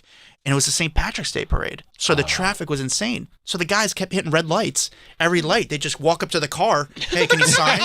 Hey, can you sign? Can you sign? And they keep going. They followed him all the way down through Midtown. Can you sign some more? Can you sign some more? The guy told me he got like almost 100 Charlie Day autographs. And he's like, yeah. I was like, was he cool? He's like, I got 100 autographs. I think he was pretty cool. Yeah. And he's got writer's cramp. Yeah. Like the guy's got marker all over his hand, but he signed like a ton of autographs. I mean, I think it would be okay if some of them were like, I'll sign like 1 or 2. Yeah, I'm good. Like, I'm not going to sign pages of autographs for you. Sometimes what they'll do, the autographs, the celebrity will say, hey, who's it out to? Because they think they got him. Oh, no, I know that trick. So they'll say, make it out to Lou. And then they put Lou, and then what they'll do is they'll kind of draw their own things and say, to Love. Or Love. Right. Freddie Prinze Jr. Or there are things you can sign where they can they can smudge out the name on it. So they'll give a marker where they can smudge a little bit. Oh, yeah, exactly. So you can smudge. But the autograph memorabilia business, as you know, there's a lot of money there. So, I mean, there's been times I'm like, should I be just asking for autographs? Like, what am I doing trying to make content? How do you, certify that it's... Because, also, when you stop somebody on the street to get an autograph, they're just, real quick chicken scratch. Wouldn't it be more cost effective to just fake the autograph? Great question. So what these guys do now, great question, Samuel. They're wearing glasses, the glasses with the cameras, so they're verifying right there. So they'll do it, then they'll hold it up. So like, hey, here's the the verification right there. Sometimes, and I've done this before, if I'm friends with the autographer, because I'm friends with some of them, they do help me out with some tips every now and then. Sure. They'll say, hey, can you send me that video? So they'll ask for the video of like, hey, so I have proof. Majority of the time, I think from what they've told me, they'll get certified that it is a certified autograph. Sometimes the autograph's not good enough that it could sell. But it's funny because like when Leonardo DiCaprio signs an autograph, it's like a check. You know? So I'm like, you want that? It's like someone buys that. I'm like, listen, if I put an autograph up, I want to see their name. I want to see how they sign their checks, Right. And you probably sign their checks. Yeah, I want the full Jerry Seinfeld. I don't want Jerry Right. So, but some people just give like a check or like nothing. You have to go to a private signing. Yes. To expect that. Like on the street, you're getting like, okay. Especially if you ask for 100 photos to get signed. Well, again, that also goes into the marker they sign with. So sometimes if they, some people say, I don't want to sign on a blue Sharpie. They'll only do black. So if you were trying to sell it, someone's like, oh, you didn't get it kind of got it a weird way, and it's not. But if you get the blue autograph, sometimes because they only sign blue because they understand. Yes, and there is a weird industry that a lot of people don't know about where big celebrities will get paid to sit down in a room and autograph hundreds of things because they're they're getting a cut of it. Yes, making a lot of money. And people don't realize that they think, oh, every autograph is signed out on the street or whatever. Nope, they'll sit down, do a private sign signing, 1,000 things, right, and they walk away with thousands of dollars and just get paid for the hour, right? I have a buddy of mine who's doing like A-list actors, going to their homes and has them sign for an hour and pays them in cash, and it's crazy. But like gets a good signature, hangs out with them for a second, they sign a bunch. I mean, there's a lot of stories about. O.J. Simpson before he died. Rest in peace. Rest in peace. God rest his soul. God rest his soul. Didn't Cam Newton say that on like ESPN or something? Yeah. O.J. Simpson, that's how he was getting by for a long time, was just doing these autographs. I mean, he was getting paid in cash. Getting paid in cash. Why you prefer cash? Because anything on the book he had to give to the Goldman family. Right. So he was like, making a ton of money cash on getting this. doing so everything in his life was cash, and he was making a ton of money. Well, yeah, why would he want to pay the family of the guy that he killed? Yeah, well, he's fiscally responsible for the murder. Adam Glenn, Dax Holt, you guys are great. The podcast is Hollywood Raw Podcast. This has been very educational. Good. Yeah. That's why you listen to our podcast. That's right. That's right. Wednesdays and Fridays across all streaming platforms. Thank you guys for hanging out. Thank you. Sam, thank you, buddy. It's been fun. Good to see you. Appreciate it. Yes, I'll talk to the rest of you guys tomorrow. Have a good one. There's more Sam Roberts Show after this. Oh, you should have seen the picture that I took of Monk setting himself on fire. That was you? And then I got a little Vietnamese girl running down the street. It's an iconic photo. I love to get out there and get my pics. I took another great picture of Jack Nicholson with the staff of this old hotel that he was in charge of. You've always been the photographer here, Mr. Bennington. The Bennington Show, weekdays at noon East and anytime on the SiriusXM app. Hey guys, it's me, Megyn Kelly. On the Megyn Kelly channel, you will hear the truth, unfiltered, with no agenda and no apologies. Along with my show, we have 2 new must-hear shows. Mark Halperin's Morning Meeting, a smart, candid take on what's really driving the news, and the Adam Carolla Show, where you will hear sharp insights and unfiltered humor, and we do mean unfiltered, like only Adam can deliver. Bold, no BS news, only on the Megyn Kelly channel, SiriusXM 111, and on the SiriusXM app. Everything you got. Light it up, cowboy. Go, go, go, go, go. All season long, IndyCar is on Fox. The green is out and racing is on. Alex Palou. Sensational. Otto Award. Joseph Newgarden. Are you kidding me? And Indy's top drivers put it all on the line. Every race, all season long. He's going for it. Oh! Fox is the home for IndyCar. Welcome to the fastest racing on Earth. Looking for a little extra fun? Chumba Casino lets you play for free with daily login rewards and a cheeky little welcome bonus when you sign up. Explore hundreds of online social casino games and jump in whenever it works for you. No routines, no pressure, just entertainment on your terms. That's Chumba. Only available in permitted states. No purchase necessary. See terms and conditions for details. VGW Group. Void where prohibited by law. 21+.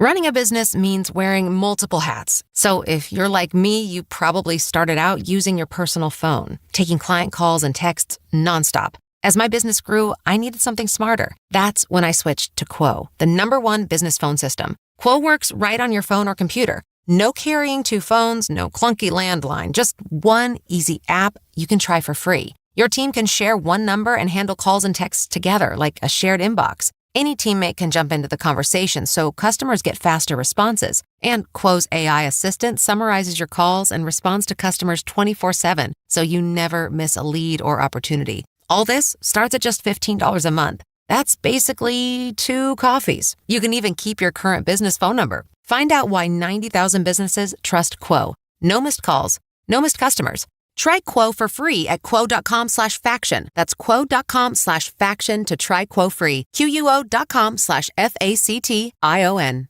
Attention small business owners needing financing. Are you frustrated with a slow process and high interest rate quotes from your bank? Then you need the small business experts at Swish Funding. Our simple application process takes just minutes with affordable funding as soon as 1 business day. At Swish Funding, we focus on your business cash flow, not your personal credit score. And we're ready to help with funding from $5,000 to $5 million. If you've been in business over a year with a monthly income of at least $50,000, you can get the funding you need with no collateral. Swish Funding provided over $150 million in the last 12 months for funding for expansion, inventory, increased overhead, even slow cash flow to small businesses all over America. Restaurants, plumbing, landscaping, trucking, healthcare providers, and more are getting the funds they need fast. Applying takes just minutes with funds in your account within 24 hours. Go to swishfunding.com today. That's SWISH funding.com. Swishfunding.com. Icons, innovators, and rising stars explore decades of music throughout Women's History Month, from fearless, ferocious females of rock, hip-hop, country, choosing Texas, I can tell, and more, with their very own channels throughout the month of March across SiriusXM and year-round at home with the SiriusXM app. If watching TV has gotten way too complicated for you, then here's some good news. You can say goodbye to a million different subscriptions, wasting money and endless searching for something to watch. And say hello to Philo, a better way to TV. Philo's the only streaming service that keeps you in mind, making TV easy and affordable without sacrificing quality or the channels you love. With Philo, there's a package that's right for you. Whether you're looking for the best live TV on more than 70 channels, with a huge library of movies and shows, and an unlimited DVR, or you're looking to upgrade your experience with Philo's bundle, unlocking access to even more blockbuster films on top-rated shows on HBO Max Basic with ads, AMC Plus, and Discovery Plus. Whatever you choose, with Philo, you're getting great TV for an even better price. Find out more at philo.tv. That's PHILO.tv. Subscriptions auto-renew. Cancel anytime. See philo.tv for more. By texting 64,000, you agree to receive recurring automated marketing messages from IQ Bar. Message and data rates may apply. No purchase required. Terms apply. Available at eatiqbar.com/policy/terms of service. I've got good news and bad news. Here's the bad news. Most protein bars are packed with sugar and unpronounceable ingredients. The good news? There's a better option. I'm Will, and I created IQ Bar plant protein bars to empower doers like you with clean, delicious, low-sugar brain and body fuel. IQ bars are packed with 12 grams of protein, brain nutrients like magnesium and lion's mane, and 0 weird stuff. And right now, you can get 20% off all IQ Bar products, plus free shipping. Try our delicious IQ Bar sampler pack with 7 plant protein bars, 4 hydration mixes, and 4 enhanced coffee sticks. Clean ingredients, amazing taste, and you'll love how you feel. Refuel smarter, hydrate harder, caffeinate larger with IQ Bar. Now you can get 20% off all IQ Bar products plus free shipping when you text MARKET to 64,000. Text MARKET to 64,000 to get your 20% off. That's MARKET to 64,000. These statements have not been evaluated by the FDA. This product is not intended to diagnose, treat, cure, or prevent any disease. As with any dietary supplement, consult your healthcare provider before use, especially if you're pregnant, nursing, or taking medication on a regular basis. Are you on a GLP-1 medication, like Ozempic or Mounjaro? Looking for a simple, effective way to keep the muscle while you lose the fat? Then you need Replenza, the delicious nutritional drink physician formulated specifically for GLP-1 users, with a unique amino acid blend to help prevent muscle loss and support muscle tone. Plus, prebiotics for digestive health and collagen for skin elasticity. Packed with electrolytes, it's the perfect way to stay hydrated and balanced all day long. Give your muscles, your gut, and your skin the care they deserve with Replenza. Backed by science, designed with you in mind. Replenza is made in the USA in an FDA-registered facility. Now you can feel your best and look your best on your weight loss journey. On a GLP-1, get Replenza at Publix, CVS, Walgreens, and Walmart. Don't go anywhere. More Sam Roberts